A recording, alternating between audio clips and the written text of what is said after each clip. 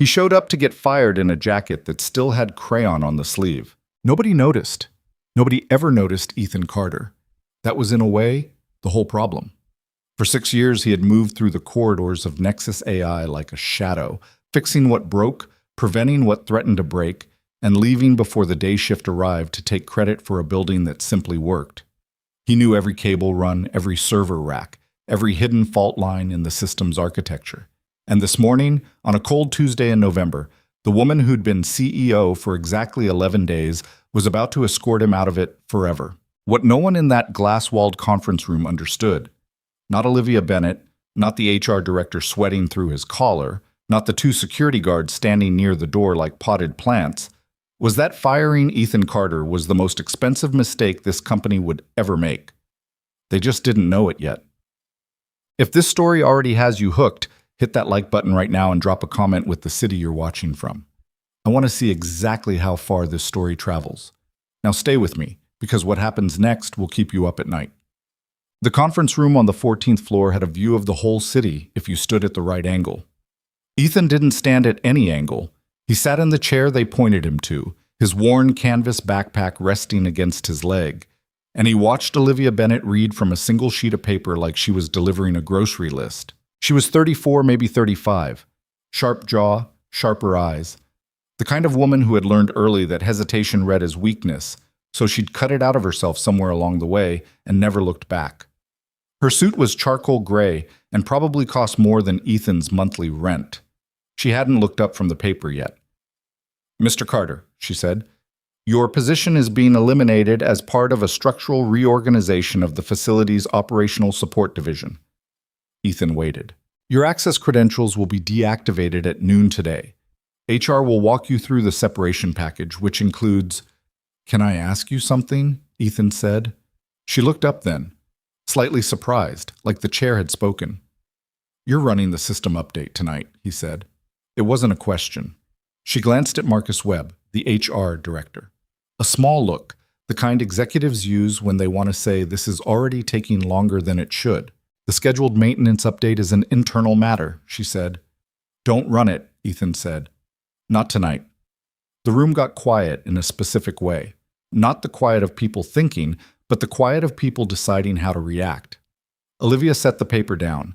She folded her hands on the table, which Ethan recognized as a move designed to project calm authority. He'd seen it in the 2 board meetings he'd ever accidentally walked in on, carrying a toolkit. "Mr. Carter," she said, and her voice had dropped to the register people use when they're being patient with someone they've already decided is not worth being patient with. "You are a night maintenance technician. You have been with this company for 6 years in a support capacity. The update tonight was designed and approved by a team of 17 engineers with advanced degrees in systems architecture, AI infrastructure, and—" "I know what degrees they have," Ethan said. "I've read their work." "Then you understand that you're not qualified to evaluate." "I built the lower stack," he said. "Layers 4 through 11. The permission architecture, the redundancy protocols, the embedded fail-safes. I built them in 2019 before your team was assembled, and I built them in a way your current engineers don't know about, because that documentation was never transferred when the project changed hands." He paused. "I'm not trying to keep my job. I understand the decision's been made. I'm just telling you, don't run the update tonight." Silence. Ryan Mercer, who was the facility's head of security and had been standing near the window with his arms crossed since the meeting started, shifted his weight. He was the kind of man who didn't shift his weight without a reason.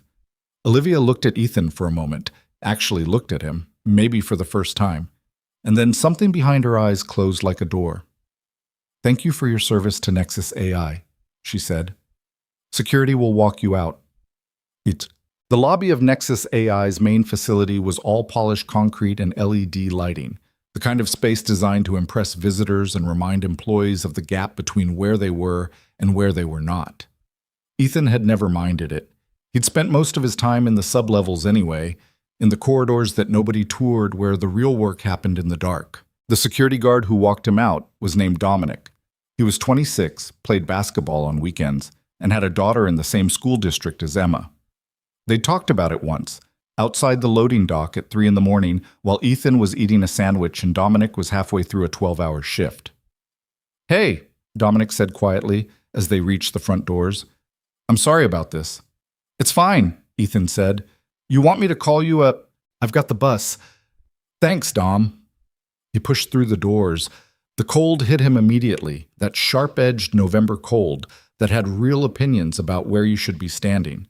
Ethan zipped his jacket halfway and adjusted the backpack straps.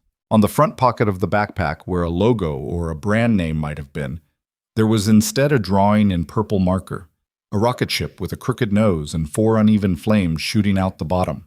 Beside it, in the careful handwriting of a 10-year-old who was still working on her lowercase letters, Dad's rocket ship, don't lose it. Emma had drawn it 2 years ago, on the morning after she'd come home from her second cardiology appointment, and asked Ethan if he was sad. He'd said no. She'd given him the backpack anyway, like she didn't quite believe him. He hadn't lost it. He stood on the sidewalk outside Nexus AI for a moment, looking up at the building. 14 floors of glass and steel, and inside it, somewhere on a server the size of a shipping container, a system he had spent 3 years of his life designing was about to be altered by people who didn't know what they were touching. He'd said what he could say. He turned and walked toward the bus stop. The apartment was a 2-bedroom on the 4th floor of a building that had good bones and bad luck. The elevator had been broken for 3 months. The hallway always smelled faintly of someone's cooking, which was usually either a comfort or a torment depending on when Ethan got home. Today it was chicken soup, which he decided to take as a good sign, even though he didn't really believe in signs. Emma was at school until 3:15. He had until then. He set the backpack by the door, put water on for coffee, and sat down at the kitchen table with his phone. 3 messages from his sister Dana, who was checking in from Portland and didn't know yet. A voicemail from the hospital's billing department that he would deal with later. Nothing from Nexus AI, which he'd expected. They weren't the kind of company that sent follow-up messages to the people they'd swept out. He pulled a notebook out of the kitchen drawer, a real paper one, spiral-bound, the pages dense with handwriting and small diagrams. He'd kept notebooks like this for years, ever since he'd understood that the things he worked on were too important to exist only in his head. He opened to a clean page and wrote the date. Then he wrote, update scheduled for 9 p.m. Conflict zones, L7 auth tree, auth tree, L9 permission cascade, L11 redundancy overwrite. He stared at it. Then he wrote, they won't listen until it breaks. He closed the notebook. He thought about Emma's face in the morning, still half asleep over her cereal, telling him that her class was doing a project on bridges, and she'd decided to build the longest one because why would you build a short bridge? He thought about her saying, Dada, do bridges ever get too long? And him saying, not if you build them right. And her thinking about that for a moment, and then saying, what if someone builds them wrong? He hadn't had a good answer for that one. He drank his coffee and waited for 3:15 Chukimet. Emma Carter had her mother's eyes, wide-set and brown, the kind that caught light from the wrong direction and still managed to make it look intentional. She'd been 10 years old for 3 months. She was currently working her way through every book in the school library's science fiction section, had strong opinions about which dinosaurs were underrated, and wore her heart on her sleeve in a way that was either going to serve her beautifully or break her repeatedly, probably both. She also had a congenital heart defect called a bicuspid aortic valve, which her cardiologist, Dr. Ewan, monitored every 4 months with the careful attention of someone who understood that the difference between stable and not stable could change in the time between appointments. It wasn't immediately life-threatening. That was the thing Ethan had to remind himself of sometimes when the billing statements arrived and the 4-month appointments got circled on the calendar in red marker. It wasn't immediately anything. It was a condition that required watching, management, sometimes medication adjustments, and eventually, probably, Dr. Ewan had said probably, in a tone that meant certainly, but I want to be kind about it. A surgical procedure that would cost more than Ethan made in 2 years, even with good insurance. Nexus AI had good insurance. Had. Emma came through the apartment door at 3:22, dropped her backpack on the floor in the exact spot Ethan had asked her not to drop it 17 times, and announced that Marcus from her class had said bridges couldn't be longer than a mile or they'd collapse from their own weight, and she had looked it up on the library computer, and he was completely wrong, and she was going to prove it. You tell him that? Ethan said.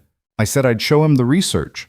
She climbed onto the kitchen stool and reached for an apple from the bowl on the counter. I didn't want to just say it. I wanted to have evidence. That's a good instinct. She bit into the apple and looked at him sideways the way she sometimes did when she was processing something. Why are you home? I got the day off. You never get days off. Well, he turned back to the stove where he was warming up the soup, actual soup from scratch, because he'd had the time and because Emma had a checkup in 4 days, and he'd been trying to get more vegetables into her for the past week without making it a whole conversation. Today I did. She chewed her apple and watched him. Emma had inherited something else from her mother besides the eyes, a particular quality of silence that meant she wasn't done thinking yet. Did something happen at work? She asked. I'm fine, he said. That's not what I asked. He turned and looked at her. She was sitting on the stool with the apple in one hand and her feet hooked on the rungs, and she looked so much like herself. So entirely, specifically Emma, that it hit him somewhere between his ribs in a way he hadn't expected. I'll figure it out, he said. Okay, she said. Not okay, I believe you. More like, okay, I'll let you have that for now. She slid off the stool. Can I show you what I found about bridges after dinner? Yeah, he said. Show me. Yun. He called Dana after Emma was in bed. They fired me, he said. A beat of silence. Ethan. I know. That's Ethan. That's the insurance. I know, Dana. Emma's appointment is Friday. I know. He was standing at the kitchen window, looking out at the street below. A car was parallel parking badly. 2 people walked past with a dog. The ordinary machinery of a Tuesday night. I've got a little saved, and I can get something. There are positions at 3 other facilities in the metro area that I know I can get. It'll take a few weeks without insurance, Dana said. I know. Can you fight it? Was there cause? It was a structural reorganization. New CEO cleaning house. He paused. I don't think she knew who she was firing. What does that mean? He thought about the conference room, about the sheet of paper, about the way Olivia Bennett had said not qualified with such clean certainty, the way people say things they haven't had reason to doubt yet. It means it's going to matter, he said. Just not in the way anyone expects. Dana made a sound that meant she was worried and also trying not to show it, which was a sound he'd grown up with and still found oddly comforting. What can I do? She said. Nothing right now. I'll call you when there's something. He exhaled. How's Portland? Wet. Ethan, call me if you need anything. I will. He hung up and stood at the window for a while longer. The car had finished parking, badly, but parked. The dog walkers were gone. At Nexus AI, across the city, a system update was scheduled to run in 4 hours. He'd warned them. He couldn't sleep. He'd tried. He'd done the things that were supposed to work. The reading and the quiet and the not looking at his phone. At some point, he'd fallen into that shallow non-sleep where you're horizontal and your eyes are closed, but your mind is running through every decision, architecture you've ever built and finding the fault lines. At 11:47 p.m., his phone rang. He looked at the screen. Unknown number, local area code. Carter, he said. This is Ryan Mercer. A pause. Head of security at Nexus AI. Ethan sat up. We have a situation, Mercer said.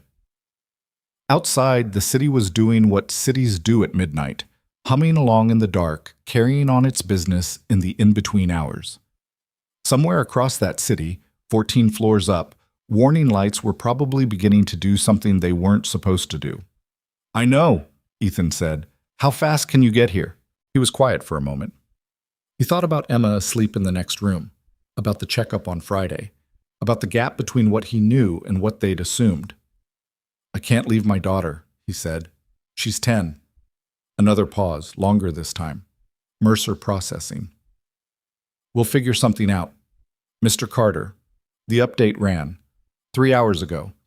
And right now, our lead engineer is telling me that something is fundamentally wrong with the system in a way that none of them can. I know what's wrong, Ethan said. The silence on the other end of the line had weight to it. Then please, Mercer said, and the word came out stripped of the executive register he'd probably trained himself to maintain.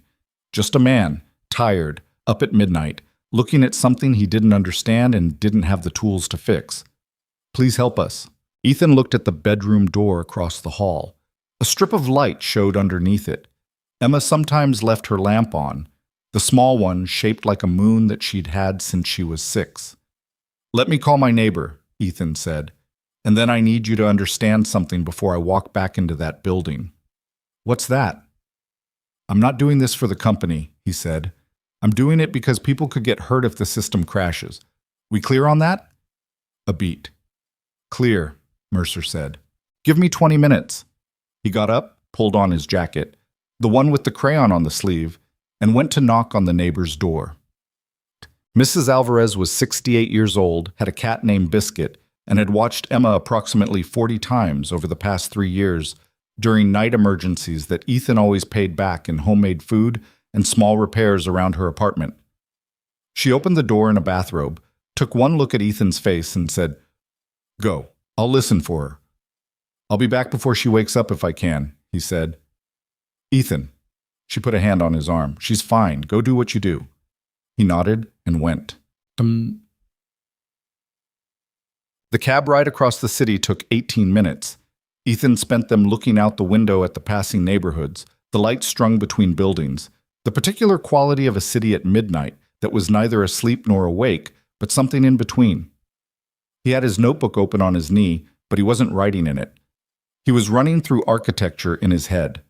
The specific, layered, intricate architecture of a system he had built in a period of his life that felt like it had happened to a different person. He'd been 29 when he started building the lower stack for what was then called Project Helix, before it became Nexus AI's flagship product, before the company was worth what it was worth now, before any of the 17 engineers with advanced degrees had ever heard of the project. He'd been 29 and newly married, and the kind of focus that comes from believing completely in what you're building. The design had taken 2 years. It was the best work he'd ever done, possibly the best work anyone had done in that particular corner of AI infrastructure design, though he'd never said that out loud because saying things like that out loud wasn't something he did. Then Claire had gotten sick. Then Claire had died. And the architecture had mattered less.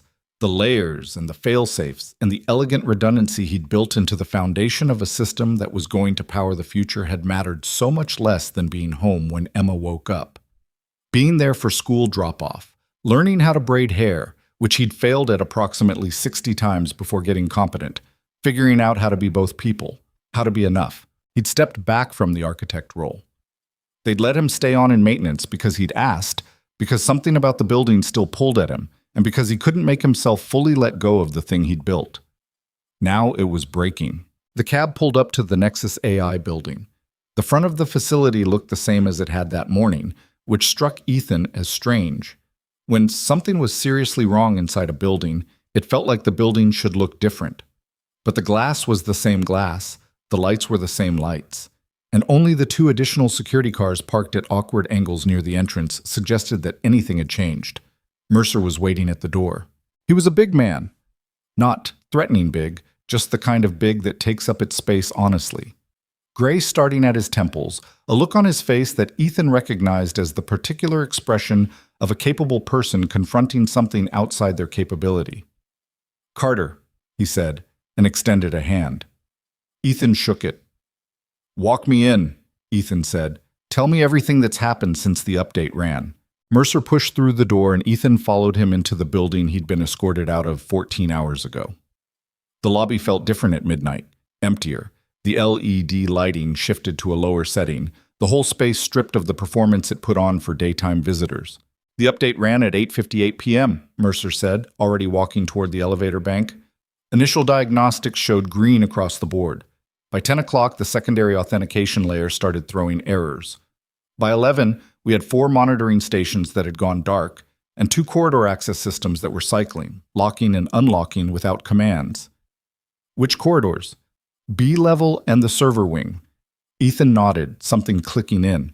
Lead engineer is Priya Sandhu, Mercer continued. She's been on this for 3 hours, and she's good, genuinely good. But she says she's found something in the system architecture that shouldn't exist. Something with no documentation, no attribution, no explanation. The elevator opened. They stepped in. How many people in the building right now? Ethan asked. 11? 6 engineers, 3 security, me, and now you. Anyone in the lower levels? Mercer looked at him. Why? Because if B-level access is cycling, anyone in the lower infrastructure corridors could be locked in or out intermittently, and the server wing, depending on how deep this conflict goes, there could be environmental systems affected. Mercer reached for his radio. The elevator opened on the 4th floor, where the main systems operations room was. A large, low-lit space that Ethan had walked past 1,000 times but rarely entered, populated now by 6 engineers who looked like they'd been awake for the wrong number of hours. Monitors filled an entire wall, most of them showing data that was either yellow or red. The room had the particular atmosphere of a group of smart people who'd recently discovered the edges of what they knew. At the central station, a woman with her hair pulled back and a dry erase marker in one hand was working through something on a whiteboard covered in diagrams. She turned when they walked in. "Priya Sandhu," Mercer said. "This is Ethan Carter, former employee. He says he may understand what we're looking at." Sandhu looked at Ethan. She was tired and sharp and visibly skeptical, which was exactly the right combination. "Former maintenance?" she said. "Former architect," Ethan said. "Layers 4 through 11. A beat. She held out the marker. "Show me." He took it. He looked at the whiteboard, at the diagram she'd been building, the architecture she'd been trying to reverse engineer from the outside in, and something in him recognized it the way you recognize a room you lived in years ago, the specific shape of something you made. He found the section labeled with a question mark, the undocumented layer she'd located and couldn't identify. He wrote 2 words next to it, Watchdog Protocol. "That's what it's called," he said. "It's an embedded failsafe I designed to prevent exactly the kind of update conflict your current update has triggered." He looked at the room. "The problem is that it was designed to work with the original authentication architecture. What your team built on top of it over the past 4 years, it's good work, solid. I've watched it develop from the maintenance side. But it doesn't know the watchdog is there. And the watchdog doesn't know about the new protocols." Sandhu was staring at the whiteboard. "They're fighting each other," she said. "They've been fighting each other since 8:58 p.m. And if the conflict continues, the watchdog will eventually interpret the new protocols as a security breach and trigger an emergency lock, which will cascade through every system layer and take down the AI's core architecture." Silence in the room. Someone toward the back said very quietly, "What's the timeline?" Ethan looked at the monitors, at the data scrolling across them, at the specific readable language of a system he had built telling him what it needed. 6 hours, he said. Maybe less. Somewhere on the wall, a monitoring light that had been yellow shifted to orange. Nobody spoke. Ethan rolled up his sleeve, set the marker down, and pulled a chair to the central station. "Let's get to work," he said. You said part 2 lưu ý và viết 6.000 đến 6.500 từ liên kết liền mạch với các phần trước trong câu chuyện, pha hối thoại tạo thành một câu chuyện liền mạch khi ghép lại. Part 2 lưu ý. Viết 6.000 đến 6.500 từ liên kết liền mạch với các phần trước trong câu chuyện, pha hội thoại tạo thành một câu chuyện liền mạch khi ghép lại. Mỗi phần liền mạch với phần trước, không giới thiệu lại câu chuyện ở đầu phần mới. Liên kết các phần của câu chuyện một cách liền mạch. Sử dụng câu chuyện tiếp giữa các phần. Duy trì chủ đề, tránh ngắt quãng đột ngột, không sử dụng gạch đầu dòng hoặc tiêu đề phụ, phong cách kể chuyện Mỹ, Hoa Kỳ, giống văn giàu cảm xúc. Kể theo ngôi thứ 3, giữ đồ kịch tính không viết lan man, nhân vật không hoàn hảo, hội thoại tự nhiên, tránh ngôn ngữ văn chương sáo rơi và cụm từ AI điển hình. Viết như nhà văn chuyên nghiệp, không như AI cố gắng nghe sàng. Có yếu tố con người, cầm miêu tả qua mượt mà và hoàn hảo, kết thúc phần không giới thiệu phần sau, câu chuyện không nhắc đến Chúa. Lưu ý trả lời trong mục tin nhắn không nhảy sang document. Chỉ đần bắt buộc, không được xuất hiện trong nội dung truyền. Đây là một câu chuyện điện ảnh hoàn toàn hư cấu được tạo ra chỉ nhằm mục đích giải trí. Không đề cập hay ngụ ý rằng nó dựa trên sự kiện có thật, người thật hoặc câu chuyện có thật. Không sử dụng các cụm từ như dựa trên một câu chuyện có thật, theo ghi chép hoặc bất cứ điều gì tương tự. Tất cả các nhân vật, địa điểm, tổ chức và sự kiện phải hoàn toàn hư cấu. Show more 11:03. Claude responded. Part 2. The system begins to collapse. Part 2. The system begins to collapse.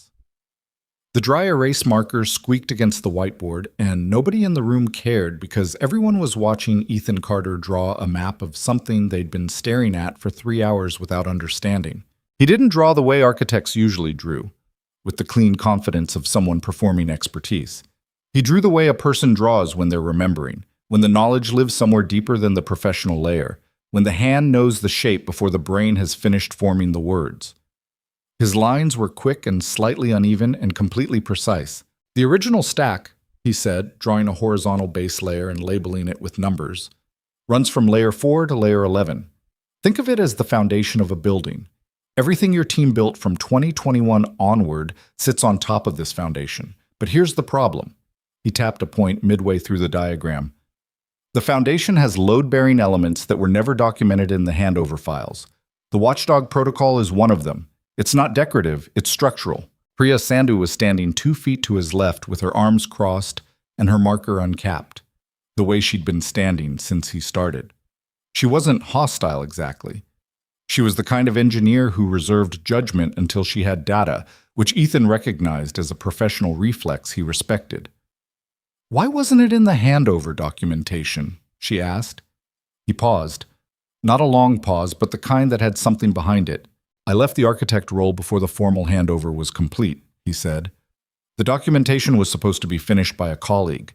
He left the company 4 months after I stepped down. I don't know what made it into the transfer files and what didn't. I should have followed up. I didn't." He said it flat, without apology or self-flagellation, just the plain accounting of a thing that had happened. "That's on me." Sandhu absorbed that. "What does the Watchdog actually do?" "It monitors the permission architecture across all 11 layers for what I called aggressive override events. Situations where a new instruction set tries to rewrite permission states without going through the original authentication handshake. It was designed for a specific threat scenario that was very real in 2019 and that your current security team probably doesn't spend much time thinking about anymore." He set the marker down. "When it detects an aggressive override, it begins a containment sequence. Staged shutdowns, starting at the perimeter systems and working inward. B-level access cycling. That's stage 1. Monitoring stations going dark. That's stage 2. "What's stage 3? Said a voice from somewhere near the back of the room. Ethan looked up. The engineer who'd asked was young, maybe 25, with the slightly hollowed look of someone who'd been running on coffee and adrenaline for hours. His name badge said Derek Walsh, Systems Integration. "Stage 3 is where the Watchdog decides the breach is unrecoverable," Ethan said. "It severs the core AI architecture from its own operational layer and triggers a full reset." A reset meaning the AI goes offline completely. And coming back online from a hard reset at this level of architectural complexity takes... He looked at Sandhu. "Weeks minimum," she said. "Maybe months, depending on what state the core is in." The room absorbed this. On the monitor wall, another light shifted from yellow to orange. There were now 3 orange indicators and 1 red. "How far are we from stage 3? Mercer asked. He'd positioned himself near the door in a way that was either tactically smart or instinctively cautious. Ethan couldn't tell which. "Depends on how fast the conflict is escalating. I need to get into the system directly." Ethan turned to Sandhu. "The Watchdog has its own interface. It's not accessible through your standard operations console. I need a terminal with direct access to the L7 authentication tree." Sandhu pulled her phone out. "I can set that up. 5 minutes." She was already walking. "Walsh, get me a workstation in room B cleared and isolated." Walsh scrambled. Mercer stepped closer to Ethan, lowering his voice. "You said hours, 6 hours, maybe less. What does less look like? If the conflict is escalating faster than the standard rate, which it might be, given the scale of tonight's update, it could compress the timeline." Ethan picked up the marker again and circled the conflict point on his diagram. The Watchdog measures breach severity on a geometric curve. In normal circumstances, it moves slowly. But the update your team ran tonight touched a lot of layers simultaneously. It's possible the Watchdog is reading this as a much more aggressive breach than it actually is. Meaning I don't actually know the timeline until I'm in the system." He set the marker down again. "I need that terminal." Room B was a smaller operation space off the main floor. 4 workstations, soundproofed walls, the kind of room that was used for sensitive access procedures that the main floor didn't need to watch. Walsh had cleared a station by the time Ethan and Sandhu arrived, physically disconnecting two peripheral systems and reconfiguring the access point with the speed of someone who'd been told to be fast and had taken it seriously. Clean line to the L7 tree, Walsh said, stepping back. You'll have red access immediately. Right access needs a secondary authorization. You can authorize it, Sandhu said to Walsh. You have L7 clearance. Yeah. Walsh looked at Ethan, then at the screen. Yeah, I can do that. Ethan sat down. The terminal was standard, the interface familiar in the way that something you designed yourself is always familiar. You recognize your own choices even when they're rendered in someone else's color scheme, buried under 6 years of additions. He typed quickly, not looking at the keyboard, pulling up submenus and navigation paths that didn't appear in any current documentation. Walsh was watching his hands. Sandhu was watching the screen. How are you doing that? Walsh said. That menu doesn't... It's not in the user-facing interface, Ethan said. I built a maintenance access layer below the standard operations console for exactly this kind of situation. He found what he was looking for, a status readout that appeared in a font size barely legible and contained approximately 40 lines of data that would mean nothing to anyone who hadn't written the logic it described. He leaned closer. Sandhu pulled up a chair. For a moment, neither of them spoke. Ethan read the data. The readout scrolled. He scrolled it back. Okay, he said. Okay, good or okay, bad? Walsh asked. Walsh? Okay, I understand what we're dealing with now. He straightened. The watchdog is running a severity assessment that's about 3 times higher than the actual breach level because your update touched 7 points in the L9 permission cascade simultaneously. To the watchdog, that looks like a coordinated attack pattern, not an authorized update. So it thinks we're the threat, Sandhu said. It thinks the system is under attack, yes. He looked at her. The good news is that it's still in assessment mode. It hasn't committed to stage 3. The escalation is slower than the worst-case scenario. The bad news? Every time one of your engineers tries to override the cycling systems, the door locks, the dark monitoring stations, it registers as another aggressive override event and the severity assessment climbs. Sandhu turned toward the door. I need to get on the radio. Right now, Ethan said. She already had the radio to her mouth. All teams, this is Sandhu. Suspend all manual override attempts on cycling access systems immediately. Do not touch B level. Do not touch the server wing doors. Do not issue any direct commands to any system showing an error state. Stand by and do nothing until you hear from me. Confirm. A series of acknowledgments crackled through the radio. One engineer, Ethan could hear the frustration in the voice, said, We've got 2 people who need to get from the server wing to... They walked the long way around, Sandhu said. Use the sea-level corridor. Go around. She clicked off and looked at Ethan. Bought us some time. What do we actually need to do to fix this? Ethan turned back to the terminal. We need to communicate with the watchdog directly, he said. Tell it that the override events it's been reading are authorized, not hostile. But it's not going to accept that from a standard authorization credential because those credentials were created after the watchdog was built, and it doesn't recognize them as trusted. So what does it recognize? The original architect authentication token. He paused. Which would be mine. Silence. You have it? Walsh said. I have the seed string. I can regenerate it. He looked at the terminal. But I need a few things first. He started making a list. Not on the screen. He pulled out his notebook, the spiral-bound one from the kitchen drawer, and started writing by hand. Walsh watched this with an expression that was somewhere between confused and fascinated, like he'd expected someone who showed up at midnight to save a collapsing AI system to have, at minimum, a laptop. You carry that everywhere? Walsh asked. Yeah. Okay. Walsh seemed to decide this was either extremely eccentric or extremely competent, and opted for competent. What do you need? Ethan tore the page out of the notebook and handed it to him. Run these down. The first 2 are in the standard system library. The last one's going to be in the archived files from the 2019 project, subfolder labeled Alex Foundation. If the archive migration was done properly, it should be there. If it wasn't, I'll find it, Walsh said, taking the page and reading it with the focus of someone who had something to prove. He moved fast toward the door and was gone. Ethan and Sandhu were left alone in the small room with the hum of the workstation and the distant sound of the main operations floor through the wall. "Can I ask you something?" Sandhu said. "Sure. How long were you the architect on this project before—" She stopped. "Sorry, that's probably 3 years," Ethan said. "From the initial build through most of the development phase. I stepped down in 2020. Why?" He looked at the screen. "Personal reasons." Sandhu wasn't the kind of person who pushed past a door that had just quietly closed. She moved on. "The watchdog," she said. "If you designed it in 2019, why build something that complex, something that deep in the architecture?" "Because in 2019, we were building an AI system that was going to connect to government networks," he said.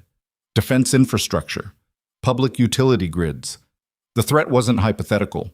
If someone got into the lower layers with a targeted override attack, the damage wouldn't stop at this facility." He looked at the monitor wall visible through the glass partition. "I built the watchdog because the stakes were high enough that I didn't trust any single security layer. I wanted something in the foundation that no attacker would know to look for. And no friendly team either, apparently," she said. "There was no sharpness in it, just honesty." "Yeah," he said, "and no friendly team."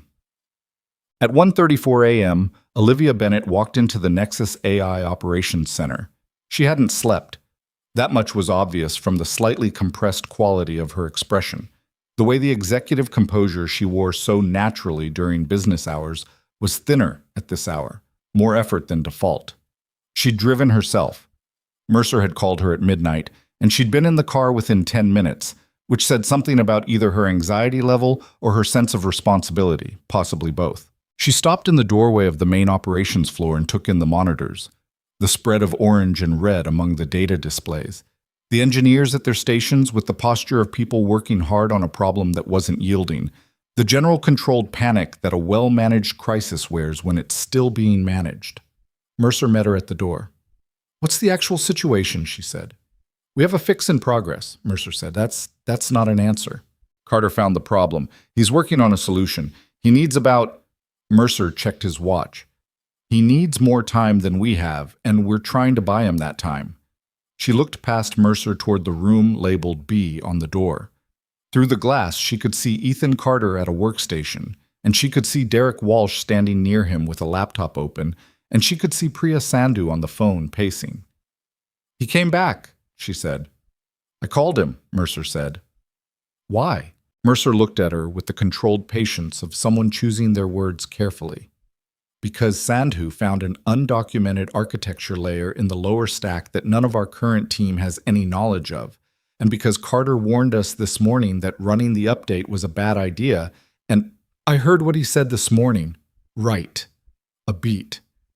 He said he built layers 4 through 11, Olivia said. He did. Our onboarding documentation, the system architecture files, the founder histories, none of them mention him." "No," Mercer said. "They don't." She watched Carter through the glass for a moment. He was writing in a paper notebook. She noticed that. A paper notebook in a room full of screens. "What does he need?" she said. "Time.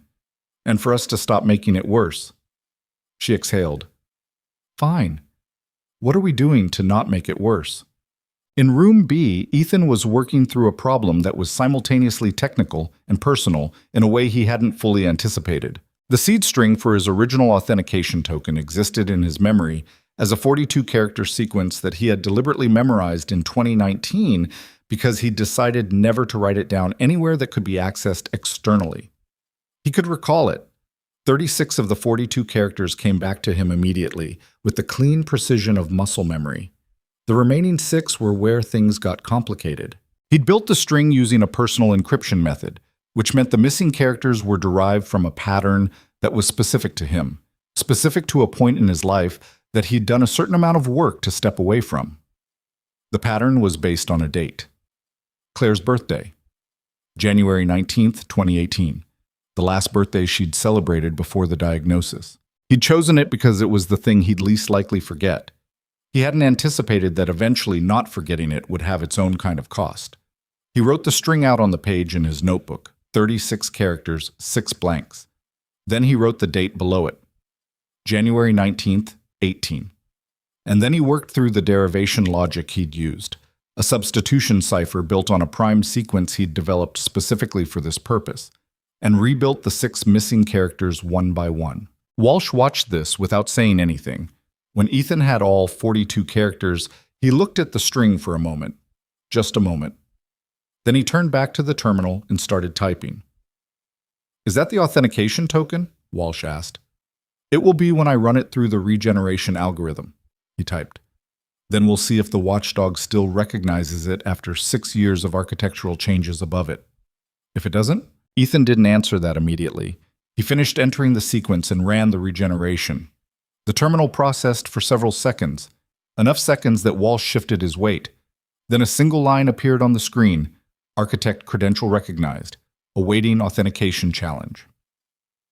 Walsh made a sound that wasn't quite a word. "It knows you," he said. "It knows my token," Ethan said. "There's a difference." He leaned forward. "Now I need to answer the challenge, which is..." A new window appeared on the screen, a text input. Above it, a single prompt, "State purpose of access." Ethan looked at this for a moment. "It wants a plain language explanation of why I'm accessing it," Walsh said. "I didn't know the system could do that. It's not standard. It's something I added to the watchdog specifically." Ethan picked up the marker from the desk beside the workstation and turned it over in his fingers. "I built in a natural language verification layer because I wanted there to be a final human checkpoint before any architect-level access. The logic was that if someone had stolen the token but didn't actually understand the system, they'd either give a technically wrong answer or a wrong tone. Tone? The watchdog was trained on my documentation, my writing. It knows how I explain things." Walsh stared at the screen. "So you have to explain why you're here in a way that sounds like you." "Yeah." Ethan set the marker down. He thought for a second. Then he typed, "The update run at 2058 triggered a false positive in the conflict detection protocol. The watchdog is misreading an authorized upgrade sequence as a hostile override event. I'm here to correct the misclassification and prevent an unnecessary Stage 3 cascade. The system is not under attack. The team that ran the update did not know about the watchdog. That's a documentation failure from 2020, not a security breach." He hit enter. The terminal was silent for 4 seconds. Then, "Authentication complete. Architect access granted." Walsh exhaled like he'd been holding it. "Okay," he said. "Okay, what now?" "Now I talk to it," Ethan said, and he began to type. From the main operations floor, the change was subtle at first. One of the orange lights on the monitor wall shifted back to yellow. Then another. Sandhu, who had come back from her phone call and was watching the monitors from the center of the room, noticed it first. "Walsh," she called toward room B. "Are you seeing this?" Walsh appeared at the door. "He's in the watchdog interface, direct communication. That light just went yellow." "Yeah." Walsh looked like he was processing something that his engineering background hadn't quite prepared him to handle. "He's essentially talking to it, explaining what happened. The watchdog is updating its threat assessment in real time." Sandhu looked at the screen, then at room B, then back at the screen. "That's not in any documentation I've ever read," she said. "No," Walsh said. "It's not." Olivia Bennett appeared at Sandhu's shoulder. "What's happening?" "Carter's inside the watchdog's architecture. He's correcting the threat assessment manually." Sandhu watched the monitors. "One of the conflict indicators just downgraded. Is it working?" "It's doing something," Sandhu said, which was the most honest answer she had. In room B, Ethan was having a one-sided conversation with a system he'd built 6 years ago, which was a strange enough experience that he'd stopped trying to characterize it and was just doing it. The watchdog responded to his input in short, logical sequences. Not language exactly, but structured acknowledgments and data adjustments that functioned like responses. He'd type an explanation of a specific override event, and the watchdog would reclassify it. He'd identify a misread pattern, and the watchdog would adjust its severity assessment. It was methodical. It was also taking time he wasn't sure they had. He worked through the 7 conflict points in the L9 permission cascade one at a time. He explained the context of each one, what the update had been trying to do, why the pattern looked hostile to the watchdog's original logic, why it wasn't. He was precise. Not because the watchdog required precision, but because imprecision would backfire. The watchdog had been trained on careful thinking. It would respond to careful thinking. His phone buzzed on the desk beside the terminal. He glanced at it. Mrs. Alvarez. Emma woke up, asked where you are. I said you went to fix something. She said okay and went back to sleep. He typed back, tell her I'll be back by morning. Then he put the phone face down and went back to the terminal.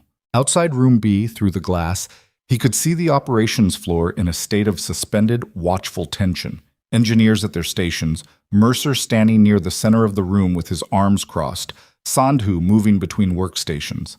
And near the back, standing slightly apart from everyone else, Olivia Bennett. She was watching room B. He noticed she wasn't on her phone. She wasn't consulting with anyone. She was just standing there watching, which was different from what he would have expected from her. He'd expected management behavior, strategy conversation, image control. Instead, she was just watching. He looked away and continued typing. At 2:47 a.m., he cleared the fifth of 7 conflict points. The watchdog's severity assessment, which had been at 340 when he'd started, was now at 180 and dropping. On the monitor wall, 2 more lights had shifted back to yellow. The single red indicator was still red, but it was a quieter red than it had been an hour ago, if that distinction made any sense, and it did to anyone who'd been watching it. Walsh had stopped asking questions about what Ethan was doing approximately 40 minutes into the process. He'd started taking notes instead, which Ethan noticed and didn't comment on. The 6th conflict point took longer than the others because it involved a cascading logic chain that the watchdog had woven into 3 separate subsystems as part of its containment response.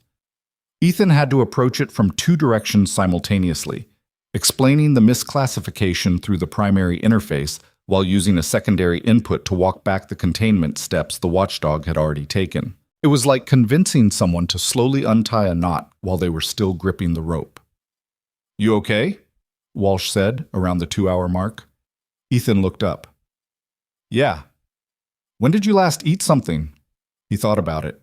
The soup at dinner. He checked the clock on the terminal. That was 8 hours ago. I'm fine, he said. Walsh disappeared and came back 3 minutes later with a granola bar from somewhere. He set it on the desk beside Ethan without saying anything. Ethan ate it without looking up from the terminal, which was probably not how the gesture was meant to land, but Walsh seemed to understand. At 3:31 a.m., Ethan cleared the 6th conflict point. At 3:44 a.m., he started on the 7th. This one was the critical one, the L11 redundancy overwrite that was sitting at the top of the watchdog's threat assessment, the point around which all the other conflict readings had organized themselves like a constellation around a fixed star. Getting this wrong, or getting it partially right in a way that created a new misread, would undo the progress of the last hour and a half. He was tired. Not the kind of tired that affected his thinking, not yet, but the kind that sat in the shoulders and behind the eyes and made everything slightly heavier than it should be. He thought about Emma saying, "What if someone builds them wrong?" He'd said, "Let's build them right." He started typing. The argument he was making to the watchdog was, at its core, fairly simple. The redundancy overwrite that had triggered the final and highest alert wasn't trying to replace the existing redundancy structure. It was trying to add to it. The new protocol's language looked like replacement because it had been written by engineers who didn't know the original structure was there, but its intent, traced through its logic, was additive, not destructive. He made this argument in 4 parts. He backed each part with specific references to the update's own code, which he'd asked Walsh to pull and display on the 2nd monitor an hour ago. He cross-referenced the watchdog's threat model, its own definitions of hostile versus authorized behavior, and showed, methodically, where the evening's events fell on that model when the correct context was applied. The terminal was silent for longer than usual. Then a line appeared. Threat assessment revised. Severity, 22. Stage 3. Protocol suspended. And then, 5 seconds later, containment sequence rolling back. On the monitor wall outside room B, the lights began to change. Walsh made a sound that was somewhere between a laugh and something else. Sandhu, visible through the glass, put both hands flat on the desk in front of her and looked at the monitors for a long moment. Mercer's radio crackled. "Sir, the B-level door systems just normalized. All of them." The red light on the monitor wall turned orange, then yellow. Ethan sat back in the chair. He was aware, in a distant way, that people on the other side of the glass were reacting, that the quality of tension in the room was shifting from contained crisis to something else. He was aware that Walsh was saying something next to him, and that it was probably congratulatory.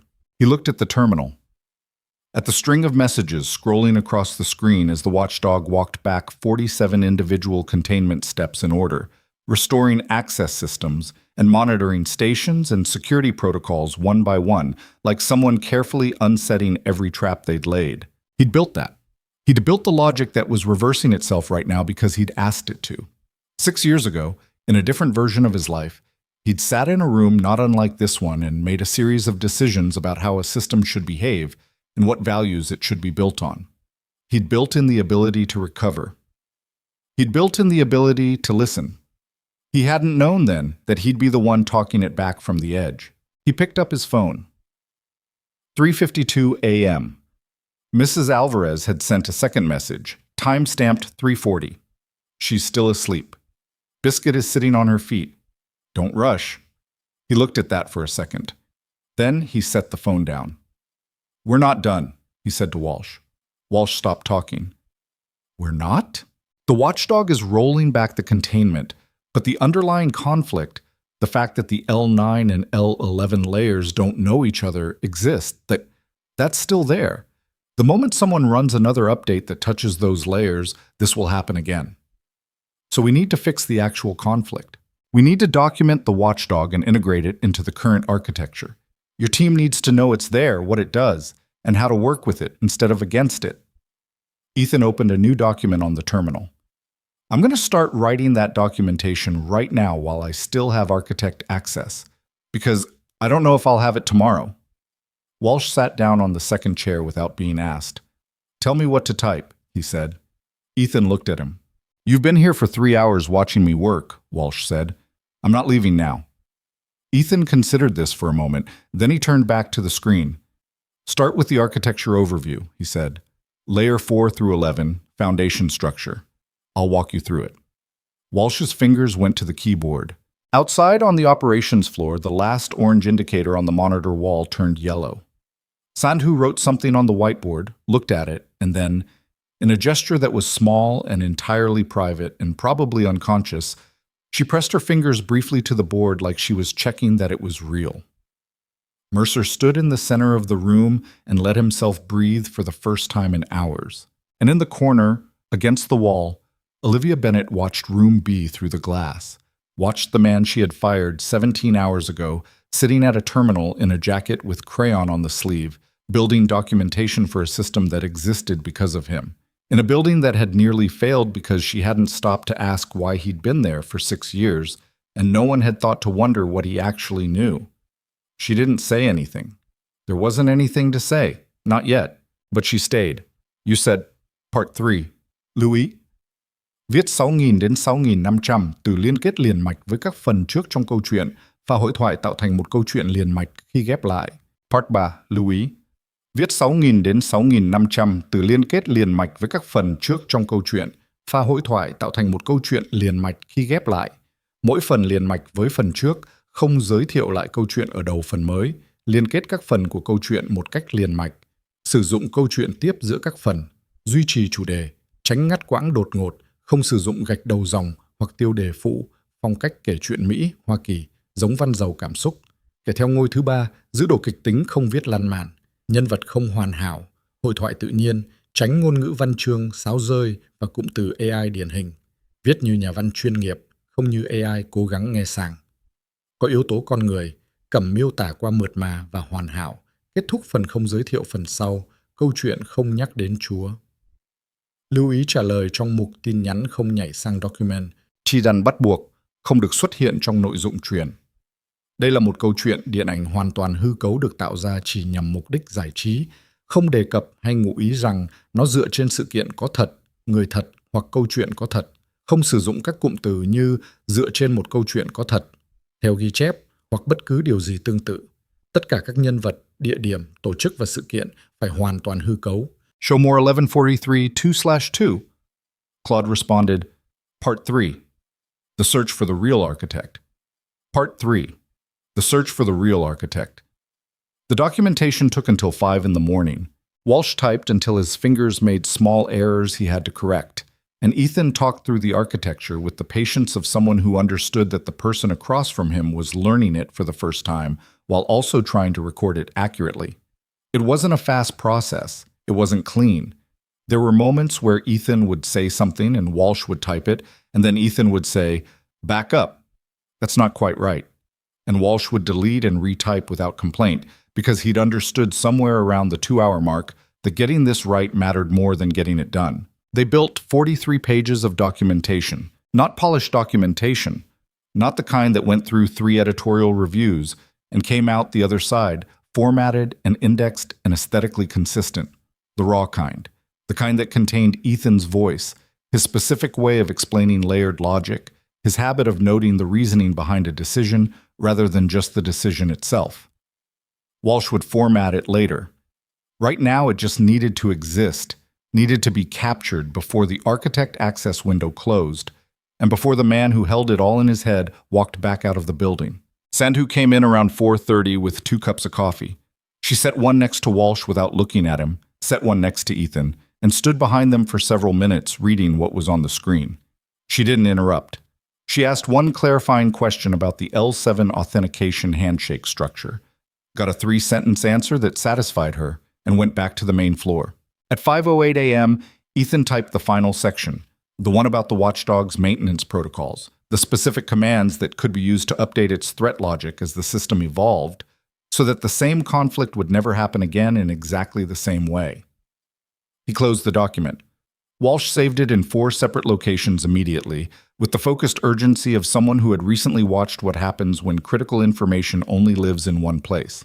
"Okay," Walsh said. He leaned back and looked at the ceiling for a moment. "Okay." Ethan stood up. His back had the particular complaint of someone who'd been hunched over a workstation for hours past when they should have stopped. He stretched it without making a production of it, picked up his notebook and put on his jacket. "You should get that reviewed by Sandhu before you circulate it," he said. "She'll catch anything I explain badly." "I will." Walsh looked at him. "Hey, for what it's worth, what you did tonight, that was—" "Do the review," Ethan said. Not unkindly, just finished. He walked out of room B. The operations floor at 5:15 a.m. had the specific atmosphere of a crisis that had been survived but not yet processed. Most of the engineers were still at their stations, some working, some sitting in the particular stillness of people who'd been running on adrenaline for hours and had just felt it leave. The monitor wall was almost entirely green, with 2 yellow indicators that Sandhu had assessed as stable and non-urgent. The building had stopped cycling. The server wing was accessible. The AI's core architecture was intact. Mercer was at the center of the room when Ethan came out. He crossed to him immediately. "Everything in the documentation?" he said. "Everything I could get into 43 pages in 3 hours," Ethan said. "Walsh has it. Have Sandhu review it within 48 hours while the context is fresh." "Understood." Mercer extended his hand again. Ethan shook it. "I mean it, Carter. I know," Ethan said. "I need to get home to my daughter." "Of course." Mercer reached into his jacket pocket and pulled out a card. "My direct line. Call me when you're ready to talk about what comes next." Ethan looked at the card. He didn't ask what Mercer meant by what comes next because it wasn't the right hour for that conversation, and he was tired in a way that had started reaching the thinking parts of his brain. He put the card in his pocket. He was halfway to the elevator when a voice said his name. He turned. Olivia Bennett was standing near the doorway of the small conference room adjacent to the operations floor. She was holding a cup of coffee in both hands the way people hold something warm when they're not sure what to do with their hands. She looked, for the first time since he'd seen her, like a person rather than a position. "Do you have a minute?" she said. He looked at the elevator, looked at her. "1 minute," he said. The small conference room had a round table and 4 chairs and a window that faced east. And through that window, the sky was doing the early thing. Not dawn yet, but the preparation for it, the dark pulling back from the horizon by degrees. Ethan sat in one of the chairs. Olivia sat across from him and set her coffee down. She didn't have the sheet of paper this time. I owe you an apology, she said. He waited. Not just for this morning, for... She stopped. Tried again. When I took this role, I reviewed the operational personnel files. Your file said night maintenance technician, 6-year tenure, no advanced degree listed, no formal engineering credentials on record, and I made a judgment based on that. She looked at the table. I'm good at reading files. I'm not always good at reading what's not in them. That's a very clean way to frame a mistake, Ethan said. She looked up. I'm not being... He exhaled. I'm not trying to make this harder than it needs to be. I'm just tired and I'm trying to be honest. You fired me because you looked at a title on a file and decided what it meant. That's not unusual. That's how most people work. He shifted in the chair. What's in my file doesn't say what I built here or why I stepped back. And I didn't fight it this morning because I understood how it looked. Why did you step back? She said. From the architect role. He was quiet for a moment. My wife died, he said. My daughter was 4. And the project mattered to me genuinely. I believed in it. But Emma needed a parent who was present, and the architect role wasn't compatible with present. He said it without drama, the way you say something you've said to yourself enough times that the sharp edges have worn smooth. So I asked to stay on in a maintenance capacity. I know the system. I could keep it safe without the kind of hours the development work required. Olivia absorbed this. The documentation from your original work, she said. The handover files. Why wasn't the watchdog in them? James Roth was supposed to complete the documentation when I stepped down. He left the company 8 months later. I should have followed up to verify what made it into the transfer. I didn't. He picked up his coffee, realized it had gone lukewarm, and drank it anyway. That's the honest version. We both made errors. Mine was earlier. She was quiet for a moment. What can I do? She said. He looked at her. He thought about what the answer to that question actually was. Not the diplomatic version, not the strategic version, just the actual answer. Rehire me or don't, he said. That's your call. But whatever you decide, make sure Sandhu and Walsh have the resources to finish integrating the documentation into the active system architecture.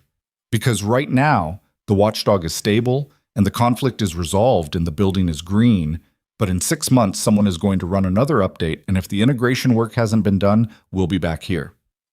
I'll make sure of it, she said. He nodded, stood up, and picked up his backpack. Carter, she said. He paused at the door. Your daughter, she said.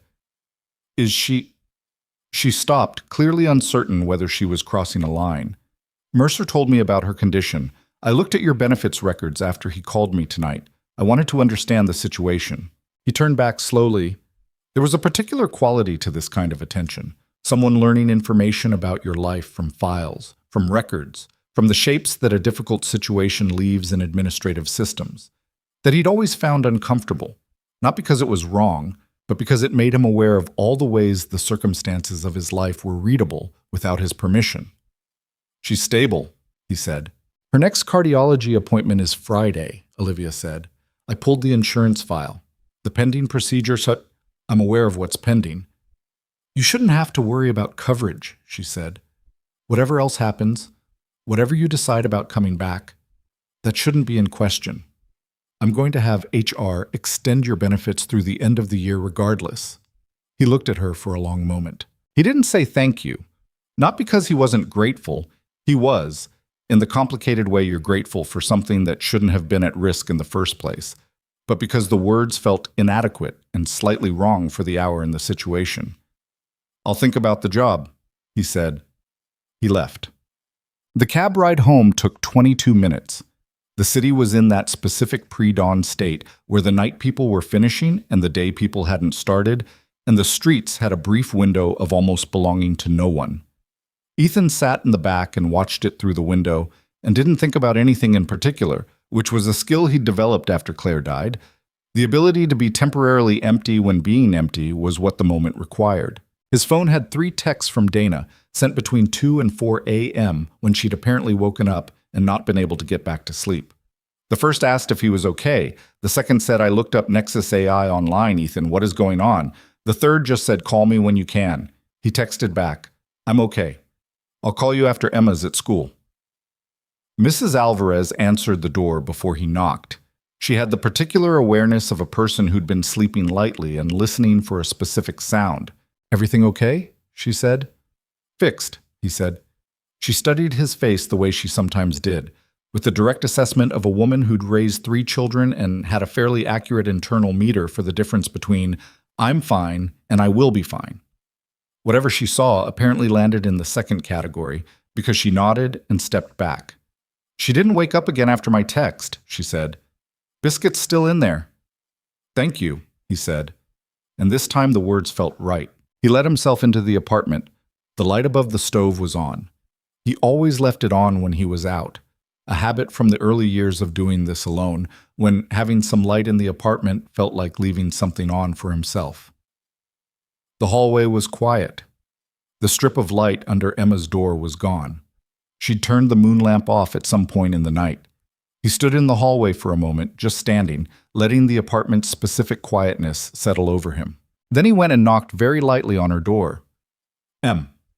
A pause, the sound of shifting. "Dad?" "Yeah, go back to sleep." "What time is it?" "Early? Go back to sleep." Another pause. "Did you fix it?" He leaned his forehead briefly against the doorframe. "Yeah," he said. "I fixed it." "Okay." Her voice was already blurring back toward sleep. "Good." He stood there another second. Then he went to the kitchen, drank a glass of water, and lay down on the couch without bothering to change his clothes. He was asleep in 4 minutes. What? He woke up at 8:47 a.m. to the sound of Emma in the kitchen and the smell of something burning. He sat up. "Emma." "It's fine," she called. "I was trying to make toast and the setting was too high. It's not on fire." "It smells like it's on fire." "It's not on fire." He got up and went to the kitchen. Emma was standing at the toaster with a butter knife and a look of focused pragmatism, trying to extract toast that was approximately 1 shade past acceptable. She was in her school uniform with her hair half braided. She'd learned to do it herself the year before, though the left side still came out slightly less even than the right. "You were supposed to sleep more," he said. "I slept enough." She freed the toast, examined it, decided it was edible, and dropped it on a plate. "You smell like the office." "I was at the office." "I thought you got fired." "I did." She looked at him. "So why were you at the office?" "They needed help with something." She spread butter on the toast with the focused attention she brought to most tasks. "Did they pay you?" "Not yet." "They should pay you," she said. "You went back and helped them." "Yeah," he said. "That's a fair point." She sat down at the kitchen stool with her toast and looked at him with the particular expression she sometimes got. The wide-set brown eyes doing the thing they did where they were processing more than they were showing. "Are you okay?" she said. "I'm tired." "But are you okay?" He sat down at the kitchen table. The morning light was coming through the window at the angle it came through at this hour, laying a stripe across the table that Emma always tried to put her plate in when she sat there. "Yeah," he said. "I'm okay." She ate her toast. He made coffee. They didn't talk for a few minutes, which was one of the things he'd always valued about Emma. She'd never been a child who needed to fill silence. She sat in it comfortably, the way people do when they're okay in their own company. "Dad?" she said finally. "Yeah." "My appointment is Friday." "I know. Dr. Ewan said last time that she wanted to talk about—" Emma paused, choosing her words with the carefulness of a 10-year-old who had learned more about her own medical situation than most 10-year-olds knew about anything. She said she wanted to talk about the procedure options. "I know," he said. "I'll be there." "I'm not scared," Emma said. Then, a beat later, I'm a little scared." "That's smart," he said. "Being a little scared means you're paying attention." She considered this. "Is that why you were scared when you went to fix things last night?" He looked at her. "What makes you think I was scared?" "You looked scared when you came home." She picked up the last corner of her toast. "I was awake. I heard you in the hallway."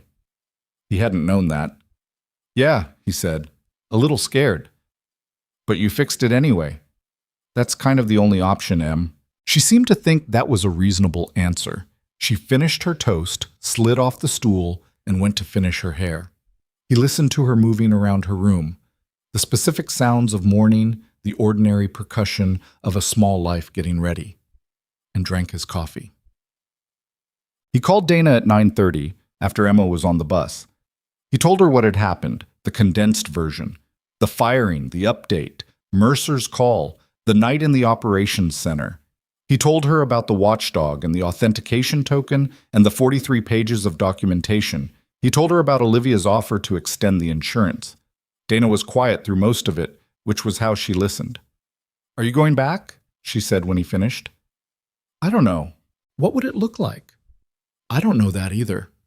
He was at the kitchen window again, which had become, over the years, his thinking position without him fully intending it. "She offered something last night, a conversation about what I need. I don't trust it yet." "Why not?" "Because 8 hours before she was apologizing, she was reading from a sheet of paper without looking up." He exhaled. People can change their read on a situation fast when circumstances change. That's not the same as actually changing. "That's a pretty hard standard," Dana said. "Emma has a cardiology appointment on Friday," he said. A beat. "Right," Dana said quietly. "I can't afford to misread this," he said. "The insurance extension buys time. But if I go back and the position isn't structured right, if it's the same thing in a different title, then I've just traded one fragile situation for another." "So what do you actually need?" He thought about this. He'd been thinking about it since the cab ride home, in the spaces between the empty miles of pre-dawn street. "Flexibility," he said. "Real flexibility. Not the kind that disappears the first time a deadline is tight.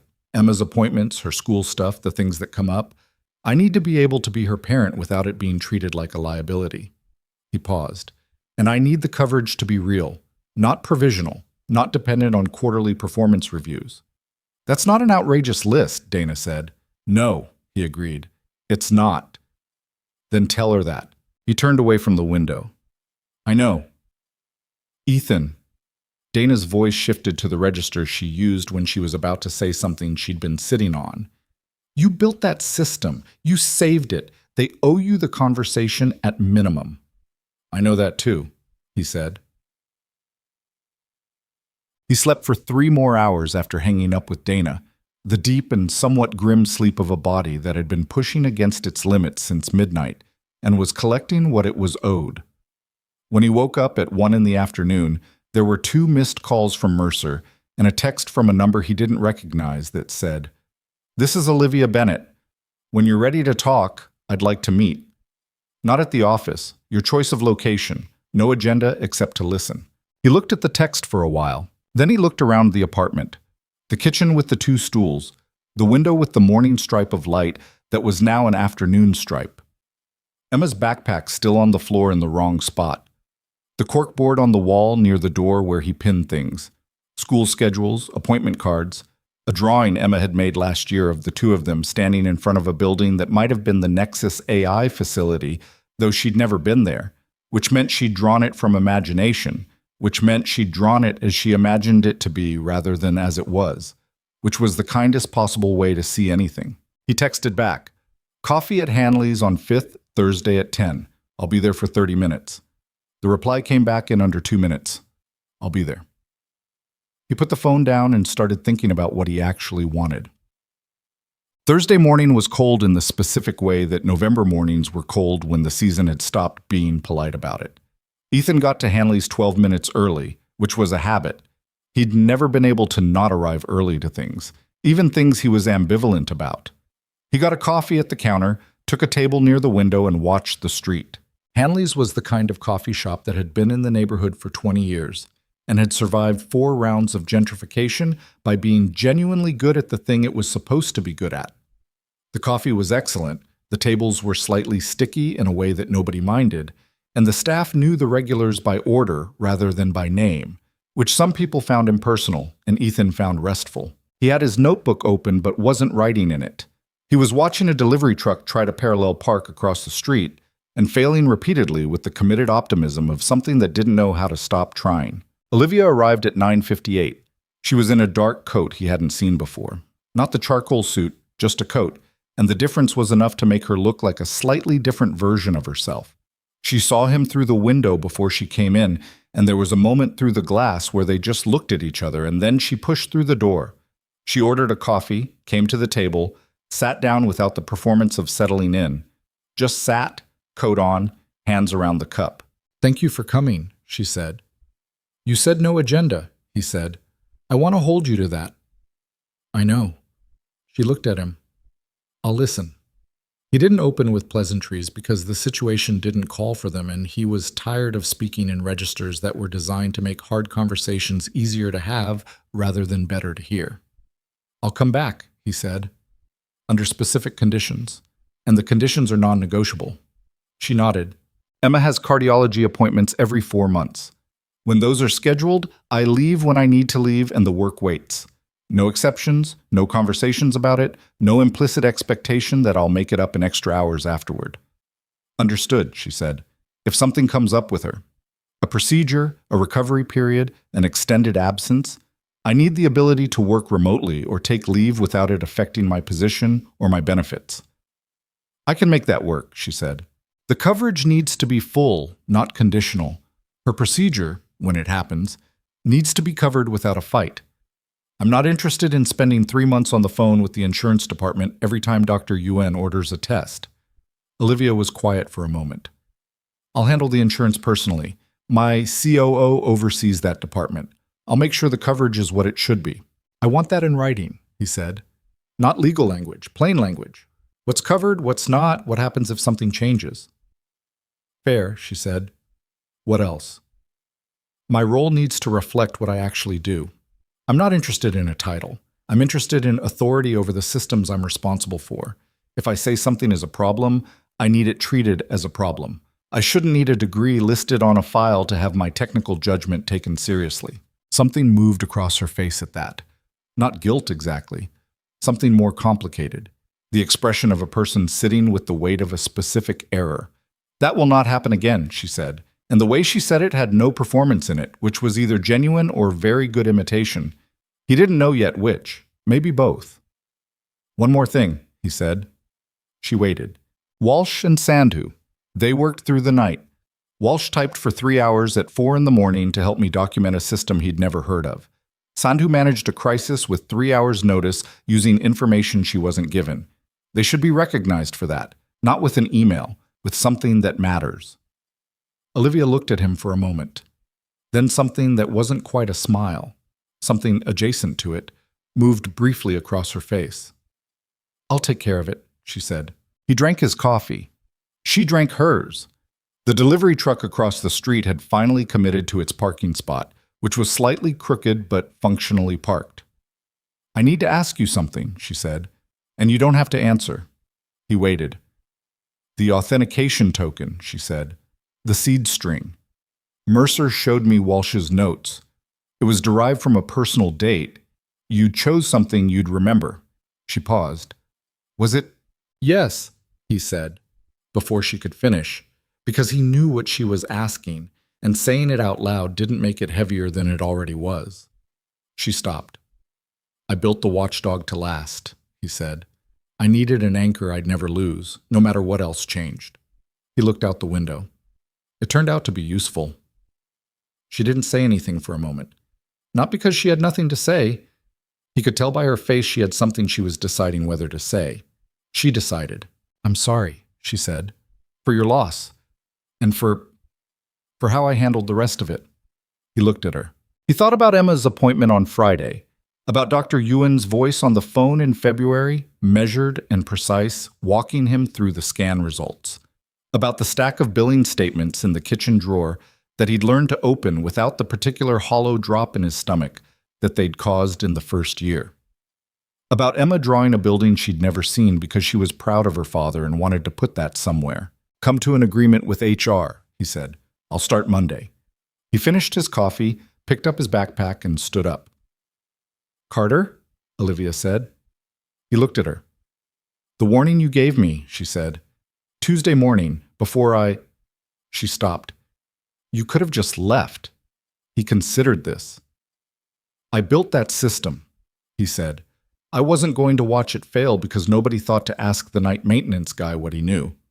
He walked out of Hanley's. The cold hit him on the sidewalk, the real November kind. He zipped his jacket, adjusted the backpack straps.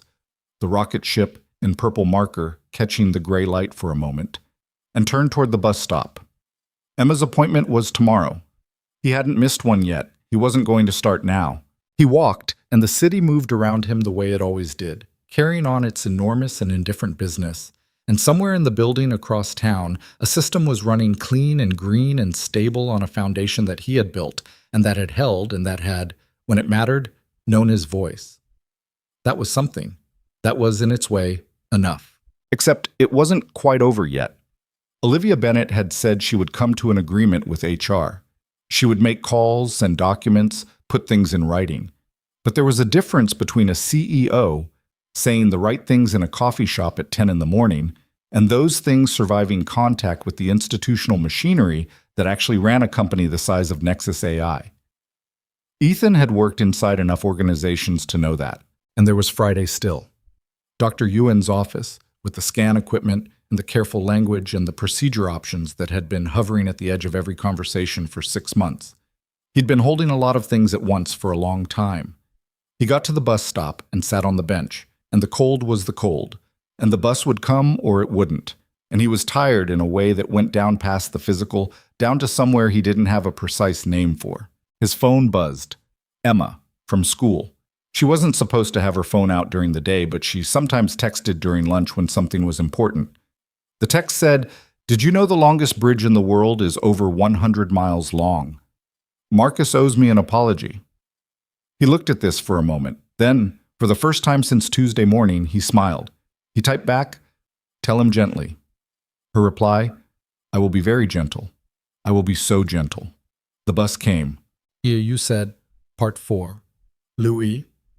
Viết 6.000 đến 6.500 từ liên kết liền mạch với các phần trước trong câu chuyện và hồi thoại tạo thành một câu chuyện liền mạch khi ghép lại. Part 1 lưu ý. Viết 6.000 đến 6.500 từ liên kết liền mạch với các phần trước trong câu chuyện và hồi thoại tạo thành một câu chuyện liền mạch khi ghép lại. Mỗi phần liền mạch với phần trước, không giới thiệu lại câu chuyện ở đầu phần mới. Liên kết các phần của câu chuyện một cách liền mạch. Sử dụng câu chuyện tiếp giữa các phần. Duy trì chủ đề, tránh ngắt quãng đột ngột, không sử dụng gạch đầu dòng hoặc tiêu đề phụ, phong cách kể chuyện Mỹ, Hoa Kỳ, giống văn giàu cảm xúc. Kẻ theo ngôi thứ ba, giữ đồ kịch tính không viết lan man, nhân vật không hoàn hảo, hội thoại tự nhiên, tránh ngôn ngữ văn chương, sáo rơi và cụm từ AI điển hình. Viết như nhà văn chuyên nghiệp, không như AI cố gắng nghe sàng.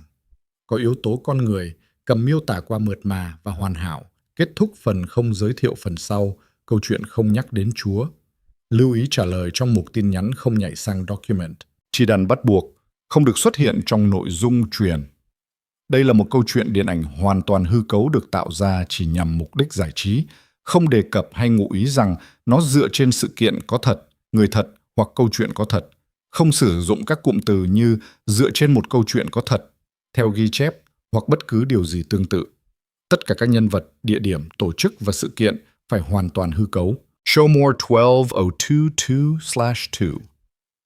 Claude responded, Part 4, Saving What Everyone Else Couldn't, Part 4, Saving What Everyone Else Couldn't. Emma's cardiology appointment was at 9:15 on Friday morning, which meant Ethan was up at 7, making breakfast that Emma would eat half of because she was nervous even though she said she wasn't nervous, and navigating the particular logistical problem of getting a 10-year-old ready for a medical appointment without making the appointment feel like a bigger deal than it was, while also privately understanding that it was, in fact, a fairly significant deal.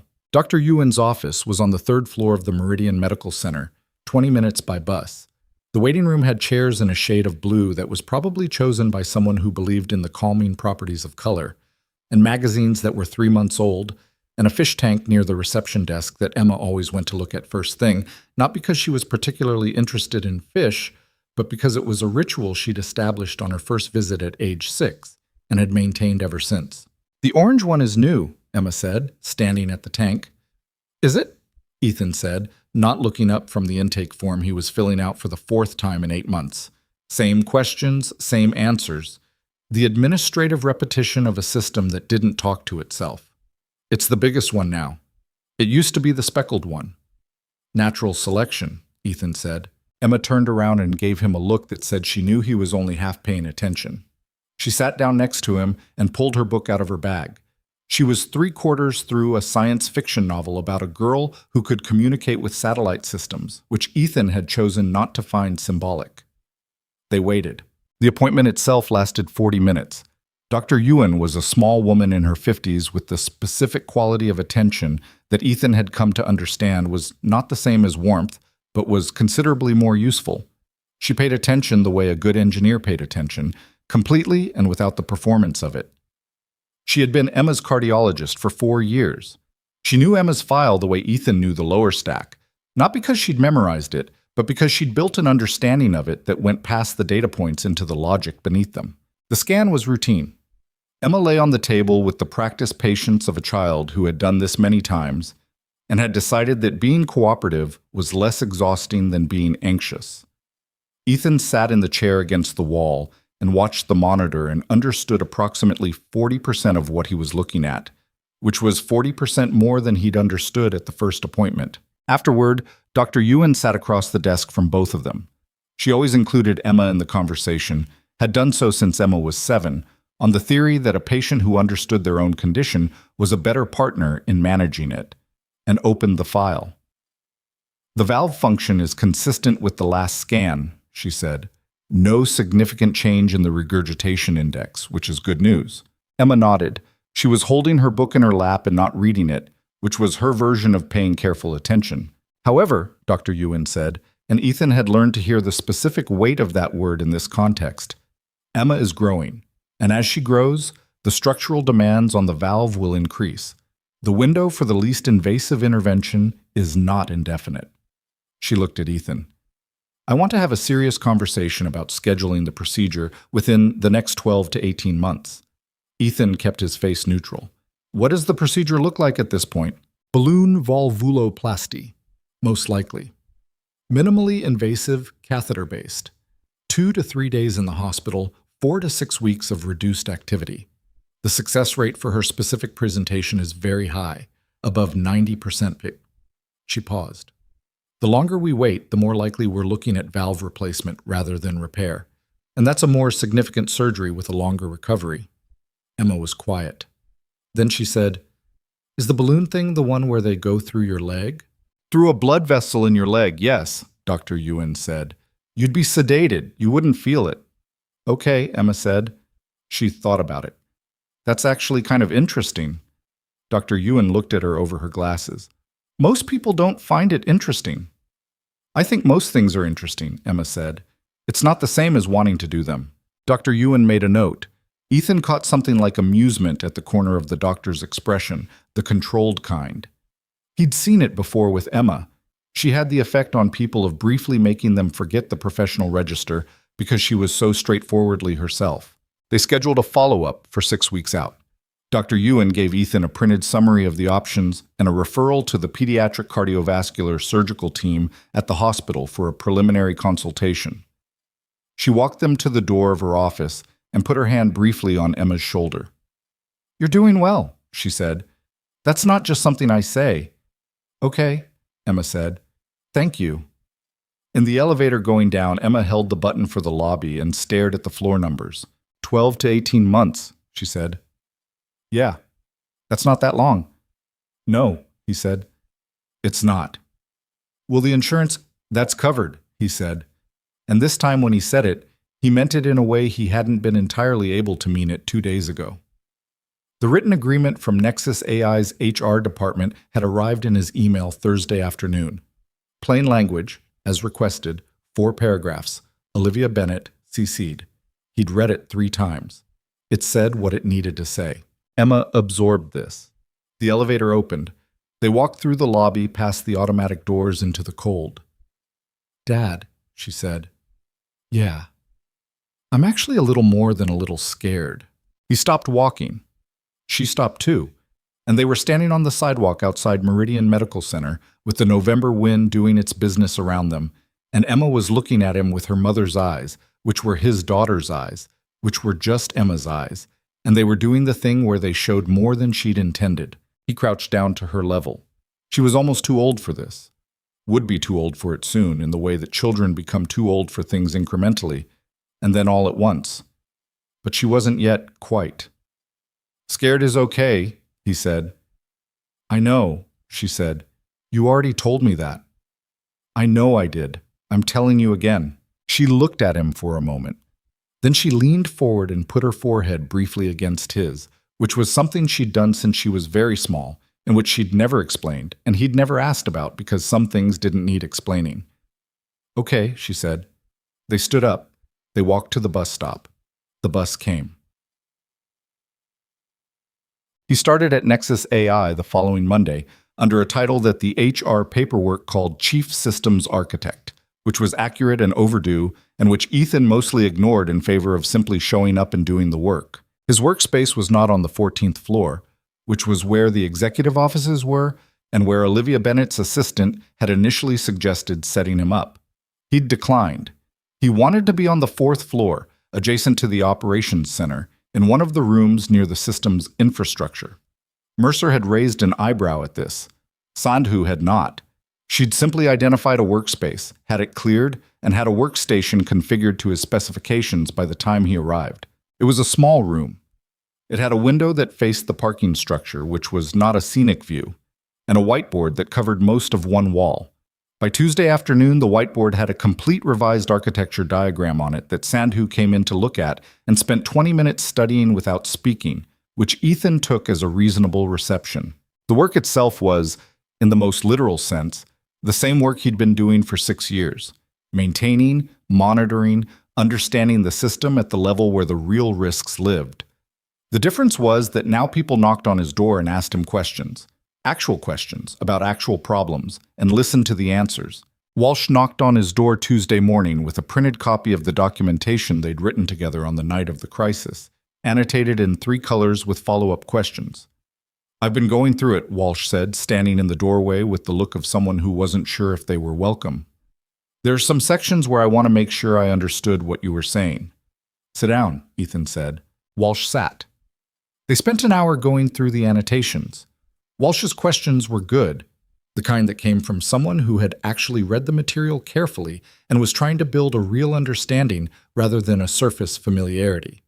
He'd marked the sections he found unclear, not with criticism but with genuine requests for elaboration, and Ethan found himself explaining things in ways he hadn't articulated before, which was how he knew the questions were good. This section here, Walsh said, pointing to a paragraph about the watchdog's self-assessment thresholds. You wrote that the thresholds are calibrated to a 2019 threat model. Does that mean they're out of date? Not entirely. The threat model has evolved, but the fundamental attack patterns the watchdog is designed to detect haven't changed as much as you'd think. Ethan picked up a marker and went to the whiteboard. The calibration needs to be updated for 2 specific scenarios that have emerged since 2019. I've been thinking about how to do that without triggering another false positive cycle. Walsh opened his laptop. Can I write this down? That's why I'm saying it out loud, Ethan said. By the end of the first week, there was an informal working group, not organized by management, not announced, just assembled by the gravitational pull of a problem that needed solving. Sandhu. Walsh.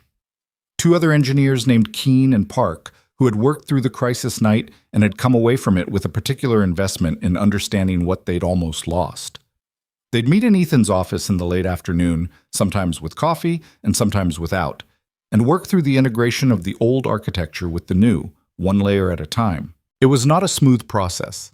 There were disagreements, real ones, the kind where 2 technically correct positions were in conflict because they were optimized for different things. Sandhu and Ethan disagreed on the 3rd day about the right approach to updating the watchdog's permission recognition logic. Sandhu's approach was cleaner and faster. Ethan's approach was more conservative and took longer. If we go with your approach, Sandhu said, not backing down, we're adding 3 weeks to the integration timeline. If we go with yours, Ethan said, we're making an assumption about the stability of the L8 interface that I'm not comfortable making yet. The L8 interface has been stable for 2 years. It's been stable under conditions that are about to change when we implement the protocol updates in Q1. Sandhu looked at him. You know about the Q1 updates? Mercer briefed me on the roadmap yesterday. She was quiet for a moment, processing. Then, show me why L8 is a problem. He showed her.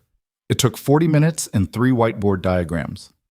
Sandhu asked 7 questions, challenged 2 of his assumptions with her own data, accepted his response on one and didn't accept it on the other, and they ended up with a modified version of her approach that incorporated his concern about L8 in a way that added 10 days to the timeline instead of 3 weeks. She looked at the final diagram. "That's better than what either of us started with," she said. "Usually is," Ethan said. She picked up her coffee cup, found it empty, looked at it like it had disappointed her, and left to refill it.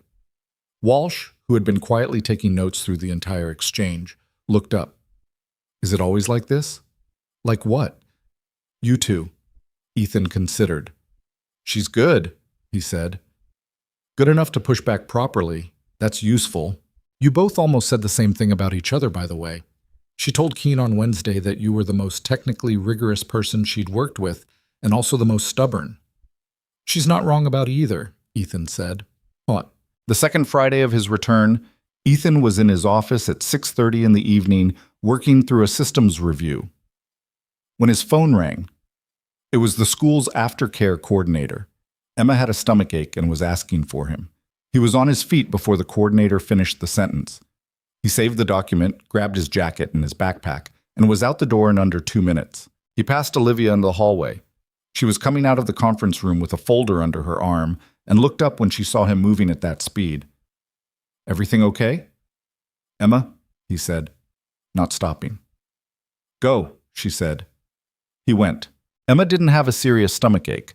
It was the anxiety kind, the kind that manifested physically when she'd been holding something in. Ethan picked her up from the aftercare room where she was sitting on a bench with her coat on and her book bag in her lap, and she looked up when he came in, and something in her face shifted in the way it did when she'd been managing on her own and could stop now. "Hey," he said. "Hey." She stood up. "It's probably nothing." "Okay. She stopped. "I know," he said. They took the bus home. She leaned against his shoulder for most of the ride, which she rarely did anymore, and he let her, and neither of them said anything for a while. At home, he made soup again. The same soup, the vegetable-heavy one she didn't notice was vegetable-heavy because he'd gotten good at the ratios. And she sat on the stool and watched him cook with the expression of someone who was slowly coming back from somewhere. "I was thinking about the procedure today," she said. "Yeah. In math class. Which is why I couldn't focus. Which is why Mrs. Harrigan asked me a question and I didn't know the answer." She pulled at a loose thread on her sleeve. "I know the math, I just wasn't there. That happens." She wasn't mad. She just looked at me. Emma paused. "I didn't want to explain." "You don't have to explain to everyone," Ethan said. "I know. But I felt bad about it anyway." She picked at the thread. "Is 12 months a long time?"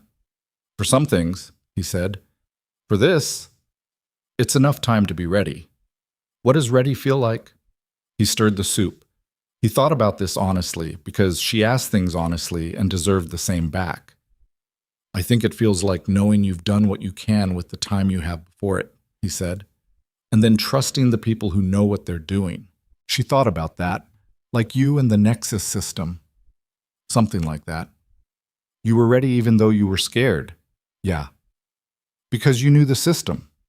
"Because I knew the system," he said, "and because the alternative was worse than being scared."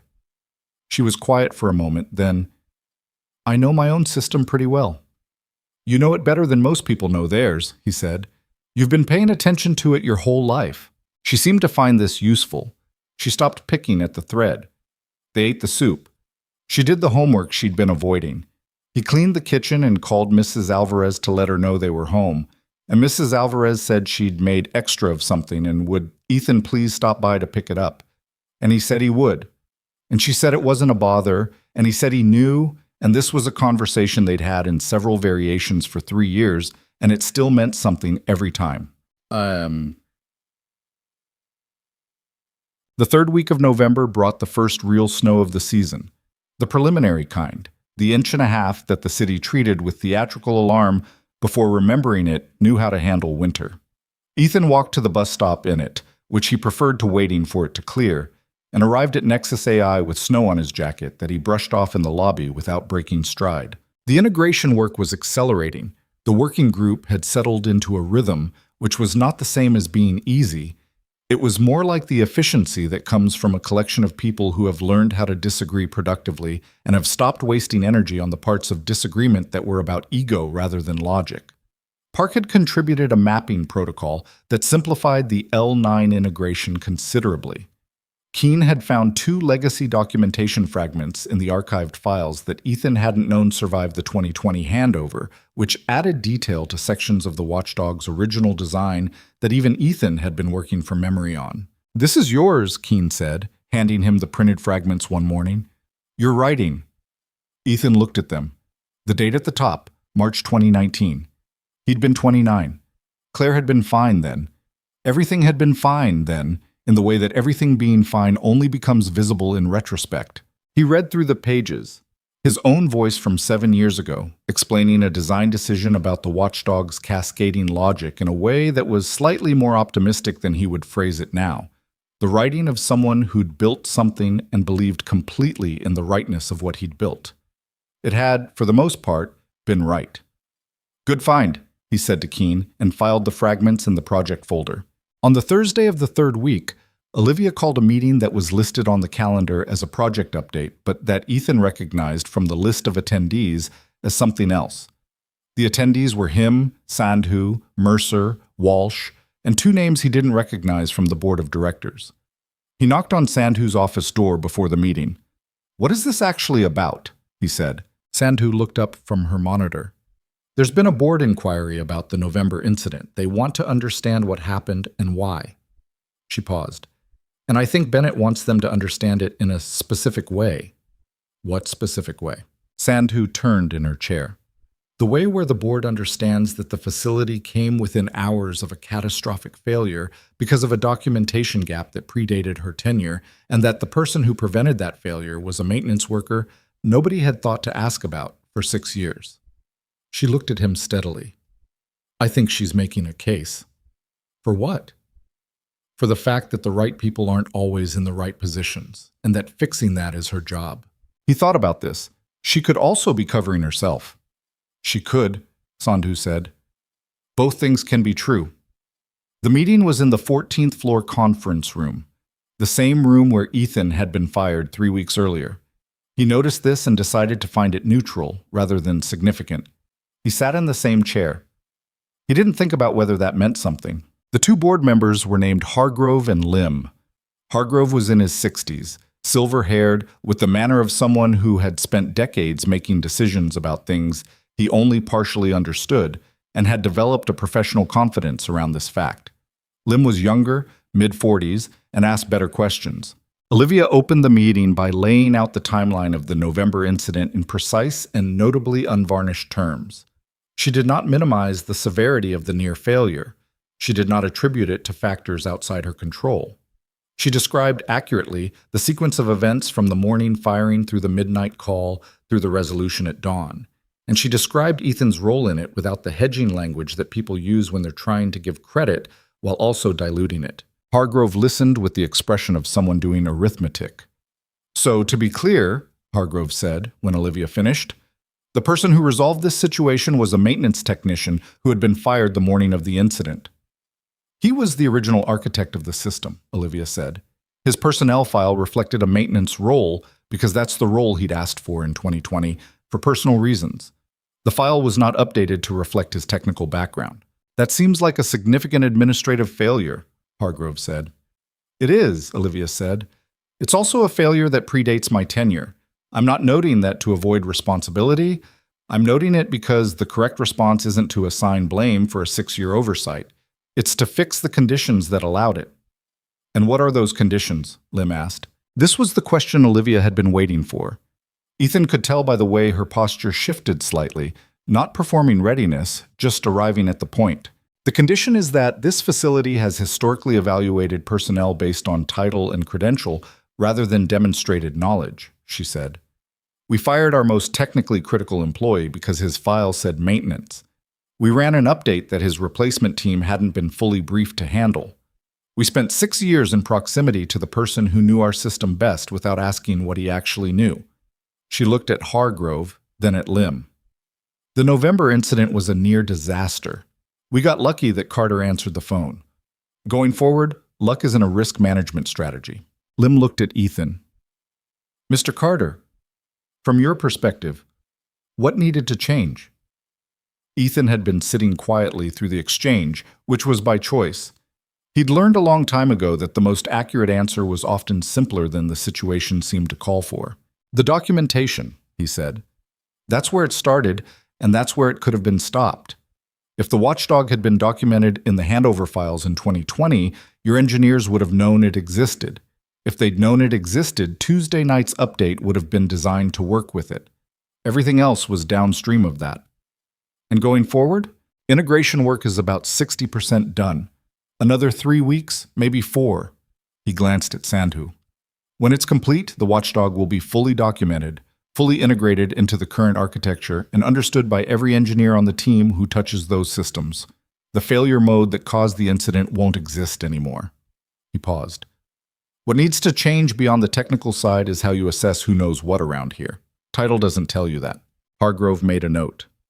Lim was quiet for a moment. Thank you, Lim said, and said it like he meant it. Dumb. The meeting ended at 11:30. Mercer walked out with Ethan and said nothing until they were in the elevator.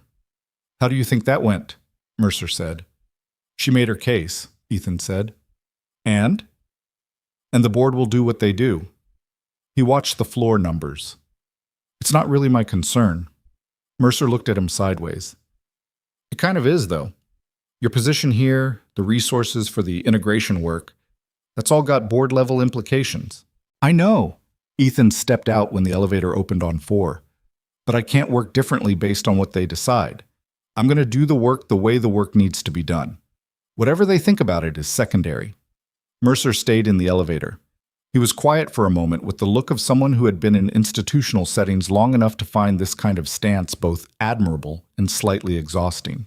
You're a frustrating person to manage, Carter, he said, not without warmth. I'm not really manageable, Ethan agreed. Mercer let the elevator close. The integration was completed on a Wednesday afternoon in the 3rd week of December, which was not a dramatic conclusion. It finished the way long, careful work usually finishes, not with a single moment, but with a series of small confirmations that accumulated until there was nothing left to confirm. Sandhu ran the final verification sequence while the rest of the group watched the monitors. The sequence tested the interaction between the watchdog and the updated protocols across all 11 layers, simulating the kind of update that had caused the November incident and checking that the system now responded to it with recognition rather than alarm. All green. She ran it again with a variation, all green. She ran a 3rd variant, all green. That's it, she said. Walsh looked at his laptop. I'll write the completion report. I'll review it before it goes to Bennett, Sandhu said. I'll review it after Sandhu, Ethan said. Walsh typed a note. I feel like I should say something commemorative. The work is done, Sandhu said. That's commemorative enough. Park, who had been quiet through the verification, said, I'm getting a sandwich. Anyone want anything? This was how it ended. Park got sandwiches. Keen went back to his own project. Walsh started the completion report. Sandhu made a note in the system log and went to her office. Ethan stood in front of the monitor wall for a moment, looking at the green indicators the way you look at something you've been working toward for a long time once you've arrived at it. Not triumphant, just present, just looking. He'd built it in 2019 and it had survived everything. His departure, the years of undocumented existence, the night in November when it had nearly torn itself apart in the effort to protect a system that didn't know it was being protected. It had held because it was built to hold. He'd done that. He'd done that at 29 in a different life, and it had mattered 6 years later in ways he couldn't have predicted. His phone buzzed. Emma. We made paper snowflakes in art class. Mine is the most complicated one. Mrs. Hendricks said it was very ambitious. I think that means she's not sure it's actually a snowflake. He typed back, Is it a snowflake? Her reply came in 2 parts. First, it's more like a snowflake's idea of itself. Then, 3 seconds later, I think that's better. He looked at this for a moment. Then he put the phone in his pocket and went back to his office. There was still work to do. There was always still work to do. The system was stable now, fully integrated, documented in a way that meant the next engineer who touched it would know what they were touching. But systems evolved. The Q1 updates were coming. The threat landscape would shift, the architecture would need to adapt, and someone would need to understand it deeply enough to see the problems before they became crises. He'd been doing that for 6 years from the maintenance corridors. He could keep doing it from a room on the 4th floor with a whiteboard and a window that faced the parking structure. He sat down, opened his notebook, and started a new page. At the top he wrote, Q1 Integration Considerations, Preliminary Notes, and underneath it, in smaller writing, almost like a footnote to himself, built to hold. He started writing. Outside, the December snow had started again. The more serious kind this time, the kind that actually committed. It came down steadily past the window and the parking structure and the city beyond it, covering the ordinary things in the patient in different way that weather covers everything. And inside the building on 14 floors, a system ran clean and quiet and deep in its foundation. In the layers that most people would never see, a watchdog sat alert and fully known for the first time in 6 years. It was waiting, the way well-built things wait, not for disaster, but for the moment when what it knew would be needed again. In the 4th floor office, Ethan Carter wrote in his notebook, and the snow kept falling, and somewhere across the city his daughter was making a snowflake that was more like a snowflake's idea of itself, and that, taken together, was a day. The procedure was scheduled for the 2nd Tuesday of January. Ethan had taken the day as personal leave, no negotiation required, no explanation beyond what he'd already given, because the agreement said what it said and Olivia Bennett had made sure it held. He dropped Emma at the hospital at 7 in the morning, handed her overnight bag to the nurse, and watched his daughter walk through a set of double doors in a hospital gown that was slightly too large for her, looking back once with an expression that was trying very hard to be braver than it felt. He'd waved. She'd nodded, like they had an agreement. Then the doors closed, and he sat down in the waiting room with his notebook and didn't open it. The procedure took 4 hours. Dr. Ewan came out at 11:40 with the particular walk of someone carrying good news carefully, because she'd learned that delivering good news carelessly could be its own kind of cruelty. Everything went as expected, she said. The valve responded well. She's in recovery, she's asking for you, and she wants to know if the cafeteria has decent soup. Ethan exhaled. Something in his chest that had been load-bearing for months shifted and settled differently, lighter than before. Does it? He said. It does not, Dr. Ewan said. But she's going to be fine, so I think we can survive mediocre soup. Emma was awake and slightly foggy from the sedation, propped against 2 pillows with a monitor clipped to her finger and her book on the bedside table where a nurse had thoughtfully placed it. She looked smaller in the hospital bed than she looked anywhere else, which was something Ethan registered and set aside because she was fine and the smallness was temporary. Hey, he said, pulling the chair to her bedside. Hey. Her voice was a little rough. Did it work? It worked.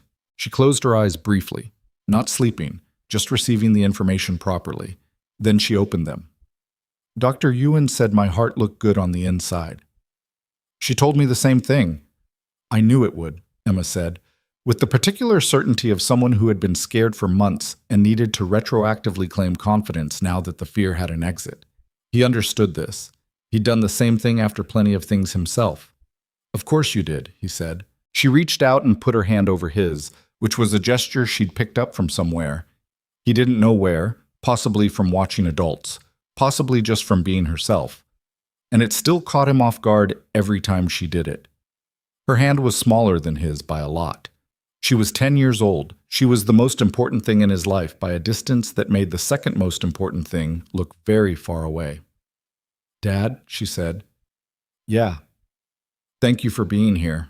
I was always going to be here, he said. That was never a question. She seemed to want to say something else, but the sedation was still in her edges and her eyes were getting heavy again. He watched her drift, not asleep, just resting, the monitor beeping its steady and reassuring report. He sat in the hospital chair with his notebook in his lap and didn't write in it. He thought about the morning in November when he'd walked out of Nexus AI with the crayon-marked backpack and the certain knowledge that the update was going to fail. He thought about sitting at the terminal at 4 in the morning, typing in a token derived from a date he'd built into the foundation of something because he'd needed an anchor he wouldn't lose. He thought about 43 pages of documentation written in the dark by a man who didn't know if he'd ever be allowed back into the building again. He'd built things that lasted.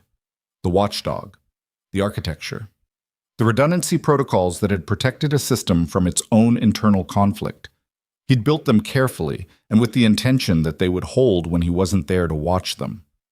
He looked at Emma, sleeping now in the way children sleep after something hard, completely, the body collecting what it's owed. He'd built this too, not the way you build systems, not with logic and documentation and deliberate architecture. He'd built it messily, imperfectly, through the particular trial and error of doing something for the first time without instructions, making soup that was too salty and then less salty, learning to braid hair badly and then less badly, being there for school plays and cardiology appointments and stomach aches that were really anxiety and math questions about bridges that were really questions about whether things could be built to last. He'd been scared through most of it.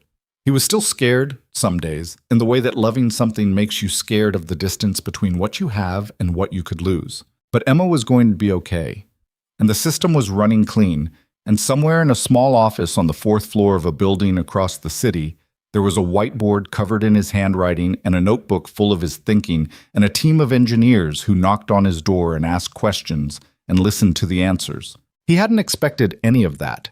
He'd expected to raise Emma and keep the system safe from the maintenance corridors for as long as they'd let him. He'd expected to be anonymous and useful and present. He was still all of those things. He was just also, finally, known. 3 days after Emma came home from the hospital, still on reduced activity, still slightly annoyed about the restrictions, already campaigning to be allowed to walk to the library, Olivia Bennett sent Ethan a text. Not an email, not a calendar invitation. A text which meant she'd thought about the register and chosen it deliberately. It said, "The board approved the architect role permanently. Full authority, your terms. Thought you should know." He read it standing in the kitchen while Emma ate breakfast on the stool and argued with her own reflection in the window about whether 4 to 6 weeks of reduced activity meant she couldn't walk a single block to the library or just couldn't run. He typed back, "Understood. See you Monday." Olivia's reply took a moment. Then, "Carter. For what it's worth, I looked at your original design notes from 2019 this week, the ones Keane found in the archive. I wanted to understand what you'd actually built." A pause, then another message. "It's remarkable work. I should have known that before I fired you." He looked at this for a moment. There was a version of him that would have wanted that acknowledgement to feel like more than it did, would have wanted the recognition to land with some kind of weight, some resolution of the thing that had started on a cold Tuesday morning in a glass-walled conference room with a sheet of paper and a woman who didn't look up. He'd spent 6 years being invisible in a building that existed in large part because of what he'd made. He deserved the acknowledgement. But standing in the kitchen with Emma on the stool, watching her eat toast and lose an argument with her own reflection, the acknowledgement was just a text message. The work had always been the work. The building had always been the building. None of that had changed when he was invisible, and it hadn't changed now that he wasn't. He put the phone in his pocket. "Dad," Emma said. "Yeah." "Do you think the library counts as reduced activity if I sit down the whole time? You walk 4 blocks to get there." "I walk slowly." He looked at her. She was 10 years old and recently repaired and completely, entirely herself, and she was looking at him with her mother's eyes that were her own eyes, waiting for an answer with the patient persistence of someone who had already decided what the answer was going to be and was giving him the opportunity to arrive at it on his own. 2 blocks, he said. "There and back is 4. She considered this. "That's a reasonable compromise," she said, in the tone of someone who had been expecting to negotiate down from further. "I thought so." She finished her toast, slid off the stool, and went to get her coat. He stood in the kitchen in the ordinary morning light and thought about nothing in particular, which was its own kind of relief. The monitor would blink green across the city. The documentation would sit in 4 backup locations. The watchdog would wait in its foundation, patient and alert, and finally, fully known. Some things you build to last. Some things last because you built them right. And some things, the most important things, you just show up for every day, imperfectly, and scared sometimes and without any guarantee of how it turns out. That was enough. It had always been enough. Emma came back with her coat half zipped, one glove on, looking for the other. Have you seen my left jacket pocket? He said. She checked, found it, put it on. Let's go, she said. He got his jacket, the one with the crayon on the sleeve, picked up the backpack with the rocket ship on the front, and followed his daughter out the door into the January cold.